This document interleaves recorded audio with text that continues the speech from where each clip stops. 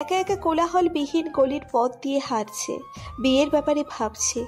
সামনে কি হবে, কি নাম দিবে এই সম্পর্কের অহান জানে না। একটি নিরিবিলি লেকের পাড়ে এসে বসে, সারা দুপুর সেখানে বসেই কাটিয়ে দেয়। বাসার কথা মনে পড়লেই নিজেকে খুব অসহায় মনে হয়। দুপুর পার হয়ে যায়। ইতিমধ্যে ইহিতা ও হামিদা বানু কয়েকবার আহানকে কল দিয়েছে। আহান ফোন পিক করে না, সাইলেন্ট করে রেখে দেয়। রাতে ঠিকমতো ঘুম না হওয়ার কারণে বেঞ্চেই ঘুমিয়ে যায় অহান। সুমিষ্ট স্বরে আজানের ধ্বনি কানে আসছে অহানের। তড়িঘড়ি করে উঠে বসে, চোখ কচলিয়ে চারিদিক তাকিয়ে থেকে অন্ধকার বুঝতে পারছে না এখন সন্ধ্যা নাকি রাত। পকেট থেকে ফোন বের করে পাওয়ার বাটনে চাপ দিতে স্ক্রিনে ঘড়ির টাইম ভেসে ওঠে, সঙ্গে 100-রও বেশি মিসড কল, তাও আবার ওর আম্মুর। অহান ফোন পকেটে পুরে সর্বশক্তি দিয়ে দৌড় দেয় বাসার দিকে। আজ তো অহান শেষ ওর আম্মুর হাতে। 9টা বাজতে চললো, এখনো অহান বাসায় আসেনি। ফোনটা ধরছে না। আসুক আজ বাসায়, কত তেল হয়েছে শরীরে দেখবো। রেগে নাকের পাটা ফুরিয়ে ফেলে হামিদা বানু। আজমল রহমান তাকে শান্ত করতে যেও দমে যাচ্ছে, কারণ সে আজ প্রচুর রেগে গেছে অহানের উপর। তখনই কই মাছের মতো ছটফট করতে করতে অহান দরজার সামনে এসে দাঁড়ায়। দৌড়ে হাঁপিয়ে গেছে, জোরে জোরে নিঃশ্বাস নিচ্ছে। হামিদা বানু অহানকে দেখা মাত্রই হাতে খুন্তি নিয়ে তেড়ে যায়। অহান ভয়তে আজমল রহমানের পিছনে লুকায়। দাঁত মুখ খিচে হামিদা বানু বলে, তুমি সরে যাও সামনে থেকে, আজ ওর খবর নিয়ে ছাড়বো। অহান ভীত কণ্ঠে বলে, আম্মু মাফ করে দাও, এমন আর হবে না। গোলামের ঘরের গোলাম, আমার ফোন ধরিসনি কেন? কতবার তোকে কল দিয়েছি দেখিসনি? ফোন সাইলেন্ট করা ছিল আম্মু, প্লিজ মাফ করো। আজমল রহমান মা ছেলের মাঝখানে দাঁড়িয়ে আছে। বেশ আশঙ্কার মধ্যে আছেন তিনি, না জানি খুন্তির বাড়ি না তার গায়ে পড়ে যায়। কোনো মাপ হবে না, মায়ের হবে শুধু। আম্মু এইবারের মতো ছেড়ে দেন, পিচ্ছি মনে করে। হামিদা বানু খুন্তি ফ্লোরে ফেলে দিয়ে বলে, বৌমা বলেছে তাই ছেড়ে দিলাম, নয়তো পুরো শরীরে খুন্তির দাগ বসিয়ে দিতাম। অহান স্বস্তির নিঃশ্বাস ফেলে ইহিতার উদ্দেশ্যে বলে, থ্যাংক ইউ ভাবি, বেঁচে গেলাম। হামিদা বানু ফ্লোর থেকে খুন্তি হাতে উঠিয়ে চিল্লিয়ে বলে, কি বললি তুই? হামিদা বানুর চিল্লানি শুনেই অহান উল্টো দিকে ফিরে ভয়ে রুমে দৌড় দেয়। আসলে ইহিতাকে ভাবি বলেছে ডেকেছে, তাই হামিদা বানু ফের রেগে গেছে। ইহিতা মুখে হাত রেখে হাসে অহানের এমন দৌড় দেখে। বলতে হবে ছেলেটি ভীষণ ভয় পায় তার আম্মুকে। রাত 10টা। অহান ভয় ভয়ে দরজার পর্দা সরিয়ে উকি মেরে দেখে ড্রয়িং রুমে কি করছে সবাই। আসলে দুপুরে কিছু না খাওয়ার ফলে প্রচুর খিদে পেয়েছে অহানের, যার কারণে উকি মেরে দেখছে খাবার টেবিলে বেড়েছে কিনা। আজমল রহমান ও হামিদা বানু চেয়ার টেনে টেবিলে বসে। তখনই হামিদা বানু ইহিতাকে বলে অহানকে ডেকে আনতে। অহান এটা শুনেই পর্দার আড়াল থেকে চট করে বেরিয়ে ফট করে একটি চেয়ার টেনে বসে পড়ে। ওর এমন কাণ্ডে সবাই বিস্মিত চোখে তাকায়। অহান সবার দিকে না তাকিয়েই বুঝতে পারে ওর এমন আগমনে সবাই অবাক হয়েছে। তাই সবকিছু স্বাভাবিক করার জন্য উঠে শান্তভাবে দাঁড়িয়ে রুমে চলে যায়। 30 সেকেন্ড পর ধীরে ধীরে রুম থেকে ড্রয়িং রুমে এসে চেয়ার টেনে বসে। সবাই এবারও একই নজরে আহানের দিকে তাকিয়ে যায়। আহান বুঝতে পারছে না কি করলে তারা ওর উপর থেকে নজর সরাবে। আসলে তারা বোঝার চেষ্টা করছে অহান কি করতে চাইছে। ইহিতা অহানের এমন কাণ্ডে এক ঠোঁট কামড়ে ধরে হাসি আটকিয়ে তাদের স্বাভাবিক করতে খাবার বেড়ে দিয়ে কথা বলতে থাকে। অহান কিছুটা হাঁপ ছেড়ে বাঁচে। খাবার খাওয়াই এক পর্যায়ে অহান মৃদু স্বরে হামিদা বানুকে বলে, আম্মু আমাকে কাল চায়না যেতে হবে, এখানে আসার কারণে তাড়াহুড়োই ছুটি আনতে পারিনি, পরশুদিন অফিসে না গেলে সমস্যা হতে পারে। হামিদা বানু কিছুক্ষণ চুপ থেকে বললেন, যাও। অহান মনে মনে খুশি হয়ে যায়। ওর খুশির ঝলক চেহারায় ফুটে ওঠে, কিন্তু বেশিক্ষণ খুশির ঝলক চেহারায় টিকে রইল না। খুশি বানুর কথা শুনে খাবার খাওয়া বন্ধ হয়ে যায় অহানের। সে বলল, ইহিতাকেও সাথে নিয়ে যাবে চায় না, এটা আমার আদেশ। বলেই তিনি উঠে চলে যায়। অহান হাঁ করে ওর আম্মুর যাওয়ার দিকে তাকায়। পরক্ষণে ইহিতার দিকে তাকাতেই ইহিতা মুচকি হেসে এক চোখ টিপ দেয়। সঙ্গে সঙ্গে অহানের হাঁ করা মুখ বন্ধ করে নেয়। আজমল রহমান এটা দেখে মুচকি মুচকি হাসতে থাকে। আমাদের অহান পুরো আহম্মক হয়ে গেছে। ভাবলো কি আর হলো কি, জীবনটা ফুটবল হয়ে গেল। যখন যে পারছে পা দিয়ে ছুটিয়ে দিয়ে যাচ্ছে। চায়না গিয়ে কি ভাবি দেবরের সম্পর্ক ঠিক হবে নাকি এমনই রয়ে যাবে। রাত পেরিয়ে সকাল হলো। রাতেই ইহিতা কাপড় চোপড় গুছিয়ে রেখেছে। নাস্তা সেরে 10টার দিকে এয়ারপোর্টে আসে ওরা। সঙ্গে হামিদা বানু ও আজমল রহমানও এসেছে। ইহিতার পাসপোর্ট ভিসা আগে থেকেই হামিদা বানু ম্যানেজ করে রেখেছিল। এয়ারপোর্টে বসে ইহিতাকে অহানের বিষয়ে অনেক কিছুই বলে হামিদা বানু তাও অহানকে শুনিয়ে শুনিয়ে বলে, ইহিতা, অহন যদি উল্টাপাল্টা কিছু করে বা তোমার সাথে খারাপ ব্যবহার করে তাহলে তুমি আমাকে কল দিবে, তারপর দেখবে আমি ওর কি হাল করি। অহান তো পাশে দাঁড়িয়ে ওর আম্মুর কথাগুলো শুনে যাচ্ছে। আরও অনেক কিছু বলে হামিদা বানু। তখনই মাইকে অ্যানাউন্সমেন্ট হতে থাকে। অহান দ্রুত ওর আব্বু আম্মুর পা ছুঁয়ে সালাম করে ইহিতাকে রেখেই হাঁটতে থাকে। তখনই আবার ফিরে এসে ইহিতাকে সাথে নিয়ে প্লেনের উদ্দেশ্যে ছোটে। দুজনেই পাশাপাশি সিটে বসেছে। আহান ওর হাতের ব্যাগটা উপরে রেখে জানালার পাশের সিটে বসে। অহান এখন প্রাণ ভরে নিঃশ্বাস নিচ্ছে। আর চোখে ইহিতার দিকে তাকিয়ে দেখে সে হাত দুটো পিছনের দিকে দিয়ে গলার কিছু একটা পড়ছে। যাই পড়ুক না কেন তাতে ওর কি। চোখ সরিয়ে নেয় অহান, কিন্তু পরক্ষণে মনে পড়ে ইহিতা প্রথম প্লেনে চড়েছে। প্লেন যখন আকাশে উড়াল দিবে তখনই ওকে চাপটে ধরতে পারে। এটা দেখে অহান দ্রুত হাত উঁচুতে উঠিয়ে বগল দাবা করে রাখে। ইহিতা অহানের এমন কাণ্ড দেখে ঠিক বুঝতে পেরেছে কেন এমন করেছে অহান। এই যে নিজেকে এত স্মার্ট ভেবো না, আমার এত ভয় নেই। ইহিতা কথাটা বলেই চোখে রুমাল বাঁধতে শুরু করে। অহান ইহিতার কথায় পাত্তা না দিয়ে একইভাবে বসে রয়। কিছুক্ষণের মধ্যে প্লেন আকাশপথে উড়াল দেয়। প্লেন এতটা ঝাঁকি লাগার পরও ইহিতার চোখে রুমাল পেঁচিয়ে হেলান দিয়েই বসেছিল। অহান এটা দেখে কিছু অবাক হলেও পরে সামলে নেয়। ওরা সকালের দিকে পৌঁছে যায়। বাংলাদেশে তখন রাত। এয়ারপোর্ট থেকে বেরিয়ে আসতেই ইহিতার দিকে কিছু লোক অদ্ভুতভাবে তাকিয়ে থাকে। তাকানোটাই স্বাভাবিক, কারণ ইহিতা তো তাদের মতো স্টাইলিশ ড্রেস আপ পরেছে। তারা দেখেই বুঝতে পারে এরা বাংলাদেশি নয়তো ইন্ডিয়ান। অহান একটা ট্যাক্সি ডেকে উঠে বসে। গাড়িতে বসে ইহিতা অহানকে বলে, তুমি যেখানে থাকো সেই ফ্ল্যাটটি কি তোমার কোম্পানি থেকে দিয়েছে? কোম্পানির এমডি তো আমার শ্বশুর, যে দিয়ে দিবে ফ্ল্যাট। বাঁকা করে বলার কি আছে, সোজাভাবে বললেই তো হয় ভাড়া থাকে। কেন আপনি জানেন না? না। ওয়াও, আমার ঘাড়ে ঝুলে পড়েছেন অথচ আমার বিষয়ে কিছুই জানেন না। ফালতু কথা বলবে না অহান। আর তোমার মতো অসভ্য ছেলের বিষয়ে জানার আমার কোনো ইচ্ছে নেই। অহান রেগে সোজা হয়ে বসে, আঙ্গুল তুলে বলে, আমি অসভ্য? আপনি অসভ্য। কাল সকালে উঠেই আমাকে কি বলেছেন রাতে কিছু হয়েছিল? হ্যাঁ বলেছি তো। তো মানে? আরে আমি সহজ সরল বাচ্চা ছেলে, ইন্টিমেট মানে কি সেটাও বুঝি না, আর আপনি আমাকে এসব জিজ্ঞেস করছেন? লজ্জা করে না আপনার? যত সব ফাউল। ইহিতা অহানের একটু সামনে গিয়ে ঘাড় কাত করে আস্তে করে বলে, তাহলে বন্ধের দিন ফ্ল্যাটে মেয়ে মানুষ নিয়ে এসে কি লুডো খেলো? ইন্টিমেট মানে বোঝো না? এমনিতেই ইহিতা অহানের কাছে এসেছে দেখে পিছনে সরে গেছে অহান। এখন আবার ওর বলা কথাটা শুনে অহানের চোখ রসগোল্লার মতো বড় হয়ে যায়। ইহিতা পিছিয়ে এসে বলে, এত বড় করে তাকালে চোখের মনি খুলে আমার হাতে এসে পড়। অহান বড় নিঃশ্বাস নিয়ে খুব কষ্টে একটা ঢোক গেলে স্লোলি ভাবে সামনে তাকায়। এমন ভাবে বসে রয় দেখে মনে হচ্ছে পাশে শান্তশিষ্ট লেজ বিশিষ্ট একটি বিড়ালের বাচ্চা বসে আছে। অহানের এমন অবস্থা দেখে ইহিতা মনে মনে বলে, জাস্ট শুরু করলাম, তোমার সব খারাপ অভ্যাসগুলো আস্তে আস্তে খোলাসা করবো আহান। ইহিতা ভাবি কিভাবে জানলো আমি মেয়েদের সাথে ইন্টিমেট হই বন্ধের দিন? তাহলে সে কি আমার উপর নজর রাখছে? যতটা সহজ সরল ভেবেছিলাম সে তো তার চেয়েও কঠিন। আমার বাকি খারাপ কাজ না না, আমাকে জানতে হবে সেগুলো জানে কিনা। এসব যদি আম্মুর কানে যায় তাহলে সে নিশ্চয়ই আমার পিছনে লোক লাগিয়েছে। মনে মনে কথাগুলো বলে ঢোক গেলে অহান। অনেকক্ষণ পর ওরা বাসায় চলে আসে।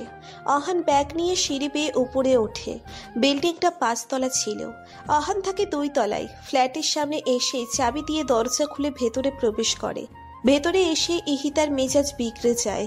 পুরো ঘর অপরিষ্কার। চিপস, জুস, নুডলস ইত্যাদি আরো অনেক কিছুর খোসা এখানে সেখানে ফেলানো। 2টা রুম, বাম দিকের রুমের সঙ্গে কিচেন, মাঝখানে ছোট্ট একটা ড্রয়িং রুম। ঘরের ভিতরে আলো বাতাস আসার কোনো পদ্ধতি নেই। অল টাইম লাইট চালানো থাকে। তবে ঘর বেশ ঠান্ডা। ইহিতা অহানের দিকে ডাকি চোখে তাকাতেই অহান মুখে হাসি রেখা টেনে বলে, ব্যাচেলর সংসার, তাই এমন। বাকিটা শোনার আগেই ইহিতা কিচেনে আসে। সেখানে একই অবস্থা, আধোয়া থালা বাসন, চামচ, কড়াই আরো অনেক কিছু বেসিনে রাখা। কিচেন থেকে অহানের রুমে আসে। পুরো রুমে কাপড় চোপড় এখানে ওখানে ফেলানো। জুতোর কোনো ঠিকানা নেই, মানে রুম পুরো গরুর ঘরের মতো। ইহিতা পরের রুমের দরজা খুলে দেখে এই রুমটা মোটামুটি গোছানো। দরজা বন্ধ করে ড্রয়িং রুমে এসে ফোনের দিকে তাকিয়ে বলে, বুঝতে পেরেছি, আম্মুর কাছে একটা কল দিতে হবে। কথাটা অহান শোনা মাত্রই ইহিতার কাছে এসে মিনতির স্বরে বলে, প্লিজ ভাবি, সরি ইহিতা, আম্মুর কাছে কল দিবেন না। আমি কথা দিচ্ছি 4 ঘন্টার মধ্যেই ঘর একদম চকচকে করে ফেলবো। প্লিজ কল দিবেন না। সত্যি তো? পাক্কা সত্যি। তাহলে কলেজে গেলে পড়ো। বলেই ইহিতা ওর ট্রলি নিয়ে গোছানো রুমে আসে। অহান ধপ করে ছোট সোফায় বসে পড়ে, কান্না ফেস বানিয়ে বলে, যা করতে পছন্দ করি না তাই আজ করতে হবে। কোথায় ফেসে গেলাম দয়াল। ইহিতা চিল্লিয়ে রুম থেকে বলে, অহান, কাজ শুরু করেছো? অহান ইহিতার কথা শুনেই চট করে দাঁড়িয়ে ঘর গোছানোর কাজে লেগে পড়ে। প্রথমে সব ময়লা একটি পলিথিনে ওঠাতে থাকে, তারপর ঝাড়ু দিয়ে রান্নাঘরে থাকা আধোয়া থালা বাসন ধুতে থাকে। এরই মধ্যে ইহিতা কিচেনে আসে ঠান্ডা পানি খাওয়ার জন্য। অহানকে থালা বাসন ধুতে দেখে ওর দিকে তাকাতে তাকাতে ফ্রিজ খোলে। অহান ইহিতাকে ফ্রিজ খুলতে দেখেই চোখ মুখ কুচকিয়ে অন্যদিকে তাকায়। ইহিতা ফ্রিজ খোলার সাথে সাথে থ হয়ে যায়। কিছুক্ষণ ফ্রিজের দিকে তাকিয়ে থেকে অহানের দিকে ক্রোধিত চোখে তাকায়। অহান তখন ঘাড় অন্যদিকে ঘুরিয়ে থালা বাসন মাজছিল। ইহিতা ঠাস করে ফ্রিজ লাগিয়ে চিল্লিয়ে চিল্লিয়ে বলে, গাধা দেখেছি, কিন্তু তোমার মতো এমন গাধা আমি আগে কখনো দেখিনি। অহান ঠিক একভাবেই দাঁড়িয়ে থালা বাসন মাজছে, কোনো প্রতিক্রিয়া নেই, জানে এসব এখন শুনতেই হবে। ইহিতা ফের চিল্লিয়ে চিল্লিয়ে বলে, যেমন নোংরা ঘর করে রাখে তেমন ফ্রিজটাও নোংরা করে রেখেছে। কি কি আবর্জনা রেখেছো ফ্রিজের মধ্যে! পচা সবজি, খালি ক্যান, খালি পানি, তার সাথে দুধের বোতল, বাসি তরকারি, ডিমের খোসা, এমনকি দাঁত মাজার পেস্ট, ব্রাশও সেখানে রেখে দিয়েছো। ছি! অহানের কোনো পরিবর্তন হয়নি, একইভাবে দাঁড়িয়েই থালা বাসন ধুতে ব্যস্ত। তুমি এত নোংরা কবে থেকে হলে? সবার সামনে তো খুব স্মার্টনেস দেখাও, আর ভেতরে নোংরা কোথাকার। ইহিতার কথাই এবার পাল্টা জবাব দেয় অহান। থালা বাসন হাত থেকে ঠাস করে রেখে বলে, আমার ঘর, আমার রুম, আমার ফ্রিজ, আমি যা মন চাই তাই করতে পারবো, তাতে আপনার কি? আমাকে নোংরা বলার আপনি কে? ইহিতা অহানের কথা শুনে কিছুক্ষণ চুপ করে থেকে বলে, আচ্ছা, আমি কে তোমার সেটা আম্মুকে কল দিয়ে জিজ্ঞেস করি। ওয়েট। বলেই কল দিতে নিলেই তখনই ইহিতা ওর পায়ের কাছে কিছু একটা অনুভব করে। তাকিয়ে দেখে অহান ইহিতার 2 পা জড়িয়ে ধরে রেখেছে। ইহিতা এক ভ্রু উঁচু করে বলে, কি? অহান গানের সুর মিলিয়ে ইহিতাকে বলে, ভাবি গো, আম্মুরে বইলেন না, আম্মু আমাকে পিটাইয়া তক্তা বানাবে। ও ভাবি গো, মাফ করেন। ইহিতা মুখে হাত রেখে মিটমিটিয়ে হাসে। ওর এখন মন চাইছে খিলখিল করে হাসছে অহানের কাণ্ড দেখে, কিন্তু কোনো রকম হাসি থামিয়ে ভারী কণ্ঠে বলে, ওঠো। না, আগে বলেন আম্মুরে কল দিবেন না। আচ্ছা যাও, কল দিব না। এবার উঠো, থালা বাসন ধুয়ে নাও, আর হ্যাঁ, ফ্রিজও সুন্দর করে পরিষ্কার করবে। ওকে। অহান খুশি হয়ে পা ছেড়ে উঠে দাঁড়ায়। ইহিতা চলে যাওয়ার সময় বলে, আমাকে ভাবি বলে ডেকেছো, নেক্সট টাইম যেন আর না শুনি। নাম ধরে ডাকবে আমার। অহান মনে মনে ইহিতার উপর ক্ষোভ নিয়ে কাজ করতে থাকে। অহানের ভালো দিনগুলোতে খুব বেশি মিস করছে এখন। কান্না ফেস বানিয়ে থালা বাসন ধুতে থাকে। 3 ঘন্টা পর কিচেন, ফ্রিজ, ড্রয়িং রুম পরিষ্কার করা শেষ। এয়ারপোর্ট থেকে আসার পর কিছুই খাওয়া হয়নি অহানের। ইহিতাও খায়নি। খালি পেটে এত এত কাজ করে অহান টায়ার্ড। গলায় তোয়ালে ও হাতে বালতি নিয়ে ওর রুমের দিকে ধীরে ধীরে এগিয়ে যাচ্ছে। ঘামে মনে হচ্ছে কৌশল করে দিয়েছে। এত কাজ অহান কখনোই করেনি। আজ এত কাজ করতে করতে জিহ্বা বাহিরে এসে পড়েছে। বালতিতে পানি নিয়ে নিচের রুমে যাচ্ছে রুম মোছার জন্য। একবার রুমে দিতেই কলিং বেল বেজে ওঠে। আহান বালতি রেখে দরজা খুলতে নিলেই ইহিতা রুম থেকে বের হতে হতে বলে, আই না, দরজা খুলবে না তুমি, তোমার হাতে ময়লা। অহান ওর হাত দুটোর দিকে তাকালো। কই, ময়লা তো দেখছে না। ইহিতার দিকে গাল ফুলিয়ে তাকায়। এত কাজ করেছে, ময়লা তাকাতেই পারে, তাই বলে কি দরজা খোলা নিষিদ্ধ? একটু পরে আবার না বলে বসে, গায়ে ময়লা, পাশে থেকে বের হও। কথাগুলো মনে মনে আওড়াচ্ছে অহান। ইহিতা দরজা খুলে দেয়। হাসি মুখে একটি যুবক ভেতরে আসে। যুবকটি আগে থেকেই ইহিতাকে চিনত। সে ছিল অহানের কাছের বন্ধু রিফাত। তারা একসাথেই চায়না এসেছে। একই অফিসে কাজ করলেও তাদের ফ্ল্যাট ভিন্ন। রিফাত এই বিল্ডিং এর 3 তলায় থাকে। ইহিতা ঠোঁটে হাসি ফুটিয়ে বলে, আরে রিফাত যে, কেমন আছো? ভালো আছি ভাবি, আপনি কেমন আছেন? এই তো আছি। তা আপনি? কথাটা বলে শেষ করার আগেই অহানের দিকে চোখ পড়ে। রিফাত জিজ্ঞেস করে, ভাবি, এই ছেলেটাকে চেহারায় ময়লা মাখানো, আপনাদের বাসায় নতুন কাজের লোক নাকি? আর আহান কোথায়? ওকে দেখছি না যে। ইহিতা প্রথম হেসে দিয়েও আবার মুখে হাত রেখে হাসি থামায়। বলে, অহান এখানে সেখানেই আছে, ভেতরে এসো, বসো। না ভাবি, আমি এখন বসবো না। দেখে মনে হচ্ছে ঘর পরিষ্কার করা হচ্ছে। ভালো করে পরিষ্কার করান। অহান শালায় জন্মের নোংরা, ঘর অপরিষ্কারই রেখে দেয়। আমি যাই, পরে আসবো না আবার। বলেই রিফাত দ্রুত বাসা থেকে বের হয়ে যায়। আসলে রিফাত জানতো এটাই অহান, তাই একটু মজা নিয়ে গেল অহানের সাথে। ইহিতা মিটমিটিয়ে হেসে দরজা বন্ধ করে দেয়। অহান রিফাতের কথায় ডাকে ফুসফুস করছে। কাজ করতে করতে চেহারায় হাল খারাপ হয়ে গেছে অহানের। তাহলে বুঝুন কত কাজ করেছে আজ অহান। ইহিতা ভারী কণ্ঠে বলে, এইভাবে দাঁড়িয়ে না থেকে তাড়াতাড়ি ঘর মুছে গোসল করে এসো। চেহারার যেই হাল করেছো তাতে রিফাতের কথাই সত্যি ছিল। কথাটা বলে ইহিতা এক মুহূর্ত না দাঁড়িয়ে চলে আসে রুমে। অহান বেচারা বালতি নিয়ে এক বুক কষ্ট নিয়ে রুমে চলে আসে। কান্না ফেস বানিয়ে রুম জোরে জোরে মুছতে থাকে। সময় কেটে যায়, 1টা বেজে গেছে। ইহিতা গোসলে অনেক আগেই করে নিয়েছে। এদিকে অহান গোসল করে তোয়ালে পেঁচানো অবস্থায় শুয়ে পড়ে বিছানায়। আজ অনেক কাজ করেছে সে। মনে পড়লেই অহানের রাগে কাঁদতে ইচ্ছে করছে। ইহিতা উঠতেই কলিং বেল বেজে ওঠে। রুম থেকে বেরিয়ে দরজা খুলে দেখে খাবার ডেলিভারির লোক এসেছে। ইহিতা খাবার অর্ডার করেছিল। টাকা দিয়ে খাবারগুলো নিয়ে সার্ভ করে ছোট্ট টেবিলে রাখে। চিল্লিয়ে অহানকে ডাকে খাবার খেতে। ইহিতা টিভি অন করে খাবার খাচ্ছে। অহানের শরীর কাজ করতে করতে অনেকটা দুর্বল হয়ে গেছে, যার দরুন হেলে দুলে হেঁটে ড্রয়িং রুমে আসে। খাবারের প্লেট হাতে নিয়ে দ্রুত খেতে শুরু করে। ইহিতা অহানের দিকে তাকিয়ে ভালো করে পর্যবেক্ষণ করে নেয়। অহানের পরনে 3/4 প্যান্ট, সেটার হাঁটুর দিক থেকে কিছু অংশ ছেঁড়া, হাত কাটা গেঞ্জি। অহানকে পর্যবেক্ষণ করার পর খাওয়াই মন দেয়। অহান খিদের চোটে ইহিতার আগে খাওয়া শেষ করে। হাত ধুয়ে উঠে চলে যেতে নিলে ইহিতার ডাকে থেমে যায়।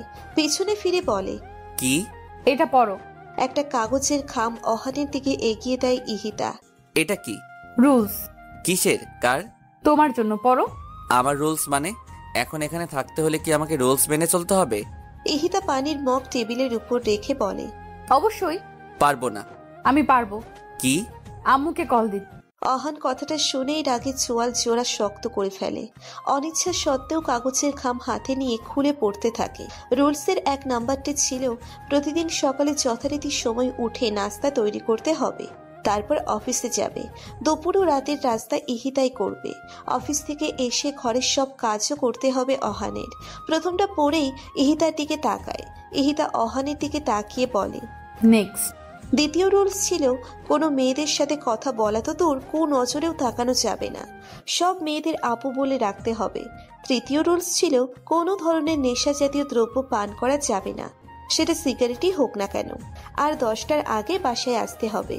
মাঝে মাঝে অফিসে কাজ থাকে, তখন লেট করে বাসায় আসতে হয় আমার। সেই ব্যাপার ভিন্ন।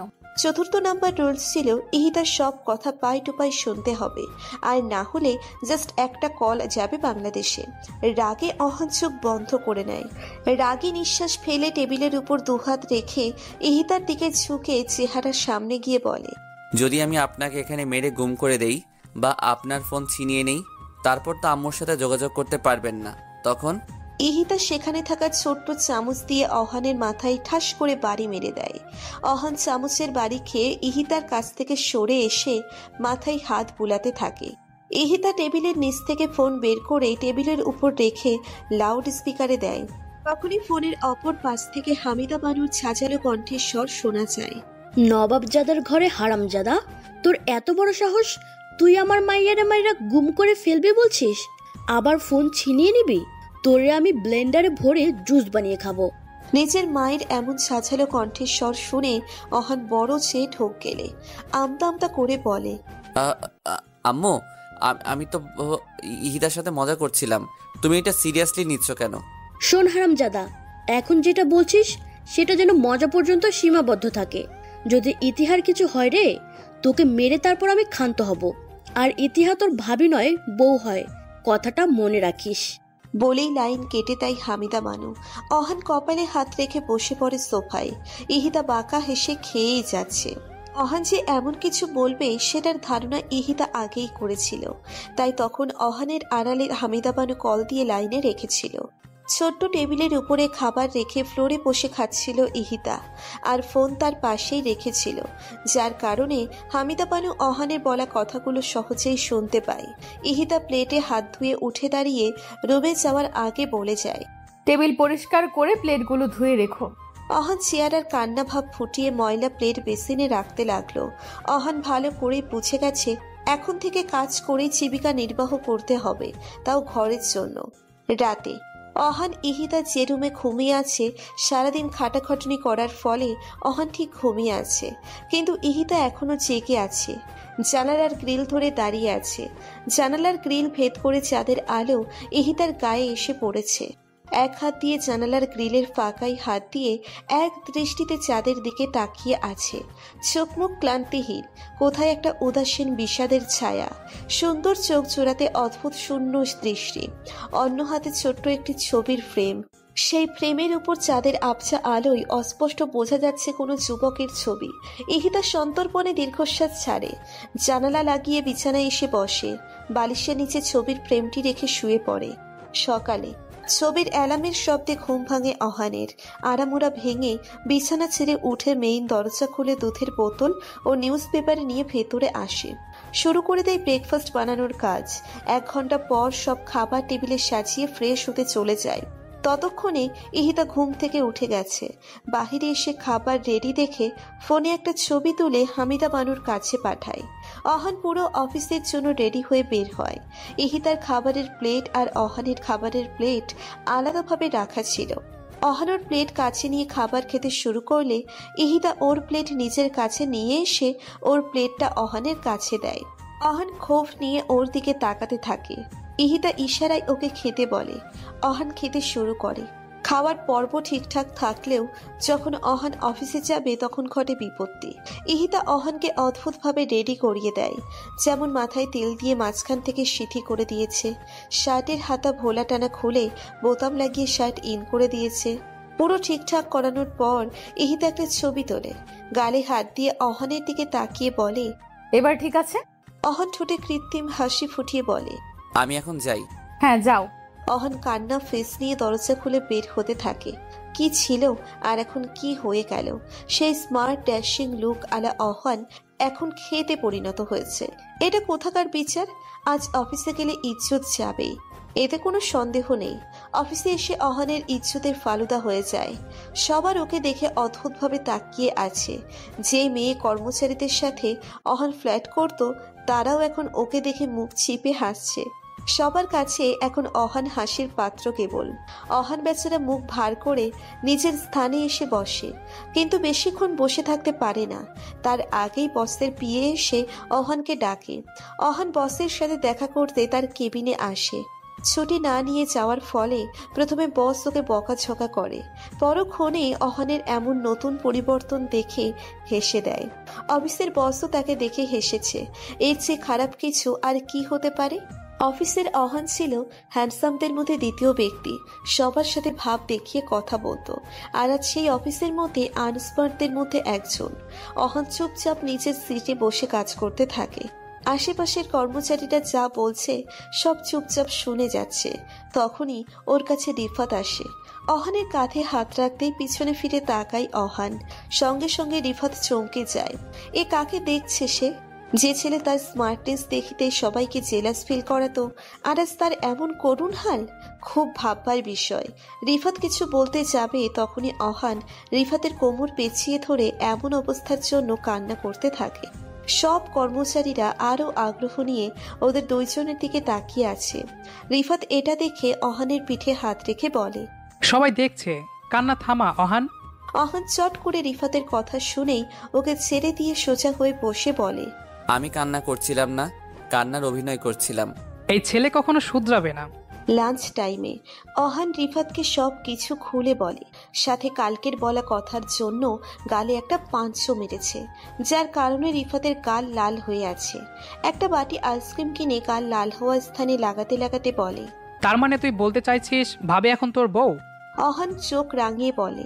তাহলে এতক্ষণ তোকে কি রবীন্দ্রনাথের কবিতা শুনিয়েছি? বুঝতে পারছি, আর বলা লাগবে না। কিছুক্ষণ দুজনেই নীরব থাকে। পরক্ষণেই রিফাত নীরবতার চিহ্ন করে বলে, দোস্ত, বিয়ে করলি, ট্রিট দিলি না? কথাটা বলে রিফাতের দেরি হলেও আহানের পাঞ্চ মারতে দেরি হলো না। এবার অপর গালে মেরেছে। অহান রাগে বলে, ট্রিট দিলাম, এবার ডাক্তারের কাছে গিয়ে ট্রিটমেন্ট করে নিস। রিফাত এগাল থেকে আইসক্রিম নিয়ে অপর গালে লাগাচ্ছে। ব্যথায় কাতর মাখা কণ্ঠে বলে, ভাবিকে বলে তোর শাস্তি দ্বিগুণ করব, দাঁড়া।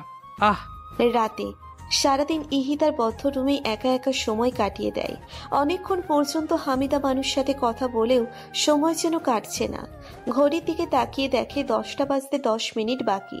ইহিতা দরজার সামনে দাঁড়িয়ে পায়চারি করছে। 10টা 9 মিনিট হতেই কলিং বেল বেজে ওঠে। ইহিতা তড়িঘড়ি করে দরজা খুলে দেয়। দরজা খুলতেই ইহিতা অহানের ক্লান্তি মাখা চেহারা দেখতে পায়। সাথে চেহারায় ফুটে আছে রাগের ছটা। ইহিতা পাশে সরে দাঁড়ায়। অহান ইহিতার দিকে না তাকিয়েই হনহনিয়ে রুমে চলে যায়। ইহিতা দরজা লাগিয়ে মনে মনে বলে, মনে হয় অহান রেগে আছে, আজ একটু বেশি হয়ে গেছে, কিন্তু তোমার জন্য এটা পারফেক্ট অহান। ইহিতা কিচেনে আসে। খাবার টেবিলে বেড়ে অহানকে ডাকতে থাকে। অহান যখন বাথরুমে শাওয়ার নিচ্ছিল, বাথরুমে বসে ইহিতার কণ্ঠের স্বর শুনে অহানের মন চাইছে গলা টিপে দিতে। আজ তার জন্যই সবার সামনে ইনসাল্ট হয়েছে। সবাই তাকে নিয়ে হাসি ঠাট্টা করেছে। কিভাবে ভুলে যাবে অহান এসব? চোখ বন্ধ করলেই তাদের বলা কথা কানে বিষের মতো বাজছে। অহান ফুল শাওয়ার ছেড়ে মাথা ঠান্ডা করে। কিছুক্ষণ পর বাথরুম থেকে বের হয়ে জামা কাপড় পরে বাহিরে আসে। ইহিতা তখন টেবিলের পাশেই খাবার নিয়ে বসেছিল। অহান কোনো কথা না বলেই খাবার খেতে শুরু করে। ইহিতা অহানের চেহারায় রাগ দেখে বিভিন্নভাবে ওর সাথে কথা বলার চেষ্টা করে, কিন্তু অহান কথা বলে না। ইহিতা এবার মুচকি হাসে, উঠে দাঁড়িয়ে অহানের পাশে বসে। অহান ঘাড় ঘুরিয়ে ভ্রু কুঁচকে ইহিতার দিকে তাকায়। ইহিতা সুইট স্মাইল দিয়ে অহানের গাল টেনে দিয়ে বলে, রাগ করে না অহান বাবু, কিনে দেবো কমলা লেবু। অহান ইহিতার এমন কবিতা শুনে বিরক্ত হয়ে ওর গাল থেকে হাত সরিয়ে বসা থেকে উঠে রুমে গিয়ে ঠাস করে দরজা লাগিয়ে দেয়। ইহিতা অহানের এমন ব্যবহারে মৃদু হাসে। অহানের এমন রাগের সাথে ইহিতা অনেক আগে থেকেই পরিচিত, তাই ওর কাছে এগুলো কোনো ব্যাপার না। বাড়তি খাবারগুলো ফ্রিজে রেখে থালা বাসন নিচেই ধুয়ে রাখে। তারপর ড্রয়িং রুমের লাইট নিভিয়ে রুমে চলে আসে। বিছানায় বসে বালিশের নিচ থেকে সেই ফটো ফ্রেমটি বের করে। গলায় হাত দিয়ে চেইন সহ লকেটটি দেখতে থাকে। এটা আরমান ওকে বাসর ঘরে দিয়েছিল। আরমানের মৃত্যুর পর খুলে রেখেছিল, কিন্তু সেদিন প্লেনে বসে এটা গলায় পরে নেয়। কেন জানি খুব পড়তে মন চাইছিল। টেবিল লাইট নিভিয়ে ফটো ফ্রেমটি বুকের সাথে জড়িয়ে শুয়ে পড়ে ইহিতা। সকাল থেকে হামিদা বানু আজমল রহমানের সাথে চিল্লাচিল্লি করছে। এত করে তাকে চিনি কম খেতে বললেও কথা শোনানো যায় না তাকে। আজমল রহমানের ডায়াবেটিস, তাই হামিদা বানু তাকে চিনি কম খেতে বললেও সে তার বারণ শোনে না। এই জন্য সকাল থেকেই চিল্লাচিল্লি শুরু করেছে সে। আজমল রহমান বেশ আরামে কানে তুলো গুজে ইজি চেয়ারে বসে পেপার পড়ছে। হামিদা বানুর কথা সে কিছু শুনছে না। সকালে অহানের ডাকে ইহিতার ঘুম ভাঙে। বিছানা থেকে উঠতেই মাথাটা চক্কর দেয়। কিছুক্ষণ বসে থেকে তারপর ফ্রেশ হয়ে বাহিরে আসে। আজ বেশ লেট হয়ে গেছে অহানের, তাই ইহিতাকে রেখেই নাস্তা খাচ্ছে অহান। ইহিতা নাস্তা খেতে বসার আগে অহান পানি খেয়ে দরজা খুলে বের হতে নেয়, কিন্তু পেছন থেকে ইহিতার ডাকে থেমে যায়। অহান প্রচুর বিরক্ত হচ্ছে। সে জানে ইহিতা কেন তাকে ডেকেছে, আবার কালকের মতো ক্ষেত বানাবে, কিন্তু ইহিতা এমন কিছু করে না আজ। অহানের সামনে এসে চুলগুলো হাত দিয়ে ঠিক করে নেয়, শার্টের কলার নামিয়ে হাতের বোতাম লাগিয়ে দেয়। তারপর অহানের কাছ থেকে দূরে সরে চোখের ইশারায় যেতে বলে। অহান দ্রুত চলে যায়। সিঁড়ি দিয়ে নামতে নামতে অহান হাত ঘড়ি দেখতে থাকে। আজ অনেক লেট সে। ট্যাক্সি করে কোনো মতে অফিসে পৌঁছেই কারোর সাথে কথা না বলে নিজের কাজ করতে থাকে। আজকে আর কেউ অহানকে দেখে হাসাহাসি করেনি, সব কিছু স্বাভাবিকই ছিল। ইহিতা ফ্ল্যাট থেকে নিচে নেমে বাহিরের পরিবেশটা দেখছে। সব কিছু ভিন্ন হতেই হবে, কারণ এটা তো আর বাংলাদেশ নয়। পাশের বিল্ডিং এর কিছু বাচ্চারা বল নিয়ে খেলছে। ইহিতা বাচ্চাদের দিকে কিছুক্ষণ তাকিয়ে থাকে। তখনই একজন যুবক ও যুবতী তাদের দুজনকে কথা কাটাকাটি করতে দেখে তাদের মধ্যে কোনো বিষয় নিয়ে ঝগড়া লেগেছে। ছেলেটি মেয়েটিকে মানানোর চেষ্টা করছে, কিন্তু মেয়েটি গাল ফুলিয়ে অভিমান নিয়ে দাঁড়িয়ে আছে। তাদেরকে দেখে ইহিতার বুক চিরে দীর্ঘশ্বাস বেরিয়ে আসে, ঠোঁটে বিষাদময় হাসি ফুটিয়ে বাসার ভেতর চলে যায়। সিঁড়ি বেয়ে উঠতে উঠতে ইহিতার চোখ থেকে পানি ঝরতে থাকে, কিন্তু ইহিতা তোয়াক্কা করে না। এক পর্যায়ে ইহিতা সিঁড়িতে বসে পড়ে, হো হো করে কেঁদে দেয়। চাপা কান্না জিয়ার বুকের মাঝে দমিয়ে রাখতে পারছে না। খুব মনে পড়ছে আরমানের কথা, তার সাথে কাটানো মুহূর্তের কথা। এখন নিজেকে বড্ড একা মনে হচ্ছে। তাকে সামলানোর মতো এখানে কেউ নেই, সে একা। লাঞ্চ টাইমে অহান একা বসে কিছু একটা ভাবতে থাকে। রিফাত পাশে বসেই নীরবে কফি খেয়ে যাচ্ছে। আমার ভালো দিনগুলো সে মাটি করে দিয়েছে। না পারি মেয়েদের সাথে ঠিক করে কথা বলতে, না পারবো ফুর্তি করতে। কয়দিন ধরে নেশাও করতে পারছি না। ইয়াবার প্যাকেট কাল রাতে রুমে খুঁজে পায়নি। নিশ্চয়ই ইহিতা ভাবে ফেলে দিয়েছে। এমনভাবে চলতে দিলে হবে না, আমি পুরো বরবাদ হয়ে যাব। আমাকে কিছু করতে হবে। আজকে থেকে সে নয়, বরং আমি তাকে জ্বালাবো। কিভাবে সেটা সে বুঝতেই পারবে না। অহানের ভাবনা চেত ঘরে রিফাতের ডাকে। অহান ভাবনাকে পাশে ফেলে কফি খেতে থাকে। আজ অহান আর রিফাত বাসায় তাড়াতাড়ি ফিরেছে। অহান ফ্রেশ হয়ে ওর প্রথম কাজ আইডিয়া কাজে লাগায়। ড্রয়িং রুমে লম্বা করে সয়াবিন তেল ফেলে রাখা। মনে মনে অহান ইহিতার পড়ে যাওয়ার দৃশ্যের কথা ভেবে বেশ খুশি হয়। তেলের বোতল জাগা মতো রেখে শয়তানি হাসি দিয়ে রুমে এসে দরজা লাগিয়ে অপেক্ষা করতে থাকে। ইহিতা বাইরে এসে ড্রয়িং রুমের ফ্লোরে পা রাখতে যাবে, তখনই কিছু একটা দেখতে পাই। বসে হাত দিয়ে দেখে এটা তেল। ইহিতা মুচকি হাসে। ভালো করেই বুঝতে পারে এটা কার কাজ আর কেন করেছে। ইহিতা অহানের আইডিয়াকে একটু ভিন্ন দিকে মোড় ঘুরিয়ে দেয়। ওর রুমের সামনে তেল ফেলে রাখে, তারপর রুমে চলে আসে। অনেকক্ষণ পরও অহান ইহিতার চিৎকারের আওয়াজ শুনতে পাচ্ছে না দেখে রেগে যাচ্ছে। দরজা খুলে এক পা বাইরে রাখতেই থপাস করে চিৎপাত হয়ে পড়ে যায় অহান। কিছু পড়ে যাওয়ার শব্দ শুনে ইহিতা রুম থেকে বের হয়। দরজার সামনে দাঁড়িয়ে ইহিতা অহানের দিকে গম্ভীর মুডে তাকিয়ে থাকে। অহান কোমরে হাত রেখে ওর আম্মুকে ডাকছে। ইহিতাকে দেখে শান্ত ভঙ্গিতে বলে, পানি ছিল তাই স্লিপ কেটে পড়ে গেছি। শুনেই ইহিতার রুমে চলে আসে। রুমে এসে মুখে হাত দিয়ে থাকে। অহান চিত হয়ে শুয়ে পড়ে। মনে মনে বলে, কে পড়ার কথা ছিল আর কে পড়ে গেল, এই আইডিয়া ক্যান্সেল। সকালে ইহিতা আজ তাড়াতাড়ি ঘুম থেকে উঠেছে। অহান ইহিতাকে উঠতে দেখে ও নতুন প্ল্যান শুরু করে। ফ্রিজের লাইনের তারের সাথে কিছু একটা করে লাইন তার কেটে দেয়। ইহিতা যখন কিচেনে আসছিল তখন অহানকে ফ্রিজের কাছে বসে থাকতে দেখে আড়ালে লুকিয়ে যায়। ইহিতা বুঝতে পারে অহানকে নতুন কোনো ফাঁদে ফেলার চেষ্টা করছে। ঈশিতা হাসে। অহানোর কাজ সেরে ডিম অমলেট বানাতে শুরু করে। এখন অহান ইহিতার কিচেনে আসার অপেক্ষা করছে। অহানের অপেক্ষা অবসান ঘটে। ইহিতা কিচেনে এসে অহানের দিকে তাকিয়ে ফ্রিজ থেকে একটি ঠান্ডা পানির বোতল বের করে নিয়ে চলে যায়। অহান বোকা হয়ে যায়। এতক্ষণে তো ইহিতার কারেন্টের শক খাওয়ার কথা, খেলো না কেন? ফ্রিজের সামনে এসে বিষয়টা ভালো করে পর্যবেক্ষণ করলো। তারপর এক হাত দিয়ে ফ্রিজ খুলতে নিলেই চরমভাবে শক খায়। শক খেয়ে কাঁপছে অহান। একটু পরেই আপনা আপনি শক খাওয়া বন্ধ হয়ে যায়। হাত সরিয়ে নিয়ে অহান জোরে জোরে নিঃশ্বাস নেয়। ইহিতা ধরলো তখন কিছু হলো না, আর আমি ধরলাম তখনই শক। রেগে কথাটা বলেই যে তারগুলো লাগিয়েছিল সেগুলো ছিঁড়ে ফেলে অহান। রাগে কিচেন থেকে বের হয়ে যায়।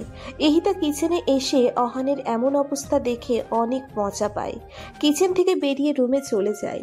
আসলে ইহিতা যখন পানি নিতে ফ্রিজের কাছে আসবে তার আগেই মেইন সুইচ অফ করে দেয়। তাই নিঃসংকোচে ফ্রিজ থেকে পানি নিয়ে চলে যায় এবং মেইন সুইচ অন করে দেয়। যখনই অহান ফ্রিজ খোলার জন্য হাত বাড়ায় তখন সে শক খায়। বেচারা অহান তার কাছে এসব বেমালুম। 3 দিন কেটে যায়। অহান এই 3 দিনে ইহিতাকে ওর ফাঁদে ফেলতে পারেনি। কোনো না কোনো ভাবে ইহিতা অহানের ফাঁদে ধরে ফেলেছে। অহান আর ইহিতা এমন লুকোচুরি খেলা বেশ ভালোই চলেছে এই 3 দিনে। শেষে অহান হার মেনে নেয়। আজ অহানের অফ ডে, তাই সে ইহিতাকে নিয়ে ঘুরতে বের হয়। তাও ওর আম্মুর কথায়। অহান রাজি ছিল না। চায়নার একটি বড় পার্কে আসে ওরা দুজন। ইহিতা সেখানকার বাকি মানুষদের দিকে তাকিয়ে থাকে। কারো নাক বোঝা, কারো চোখের নিচের অংশ ফুলানো, মানে চায়নাদের দেখতে যেমন হয় আর কি। তাদের ভাষা শুনে ইহিতা কিছুই বুঝতে পারে না, কিন্তু অহান বুঝতে পারে এবং কথাও বলতে পারে। ইহিতা অহানকে নিয়ে একটি দোকানে আসে।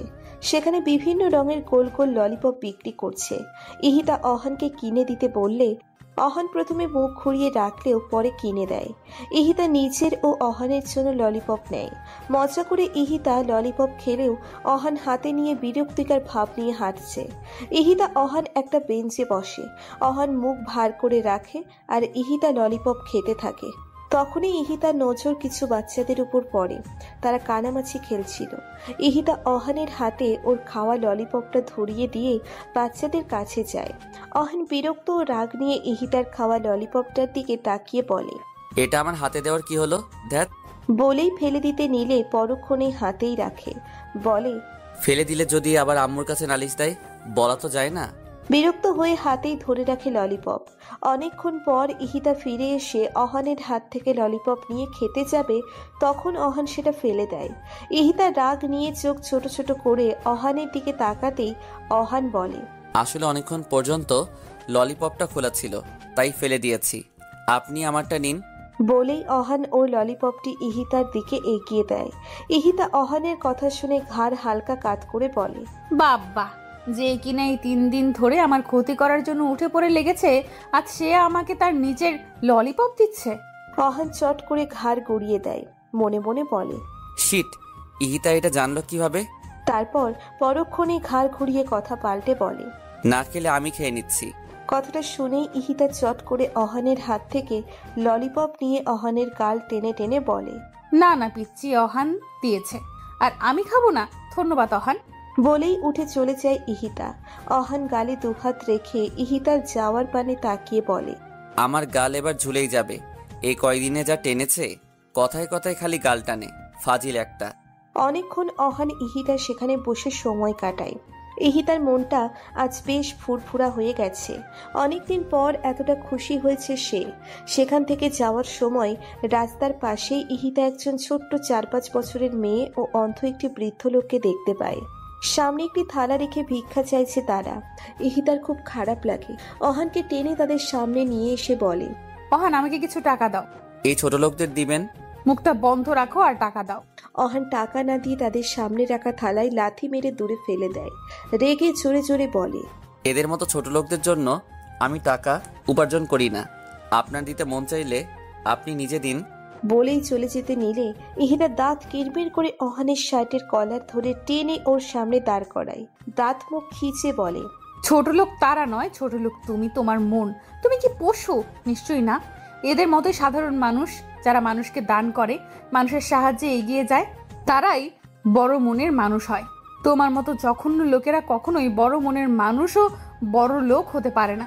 ভুলে যেও না, তুমি একজন মুসলিম ঘরের ছেলে। তোমার উপর জাকাত ফরজ হয়েছে অনেক আগেই। মানুষকে ভালোবাসতে শেখো।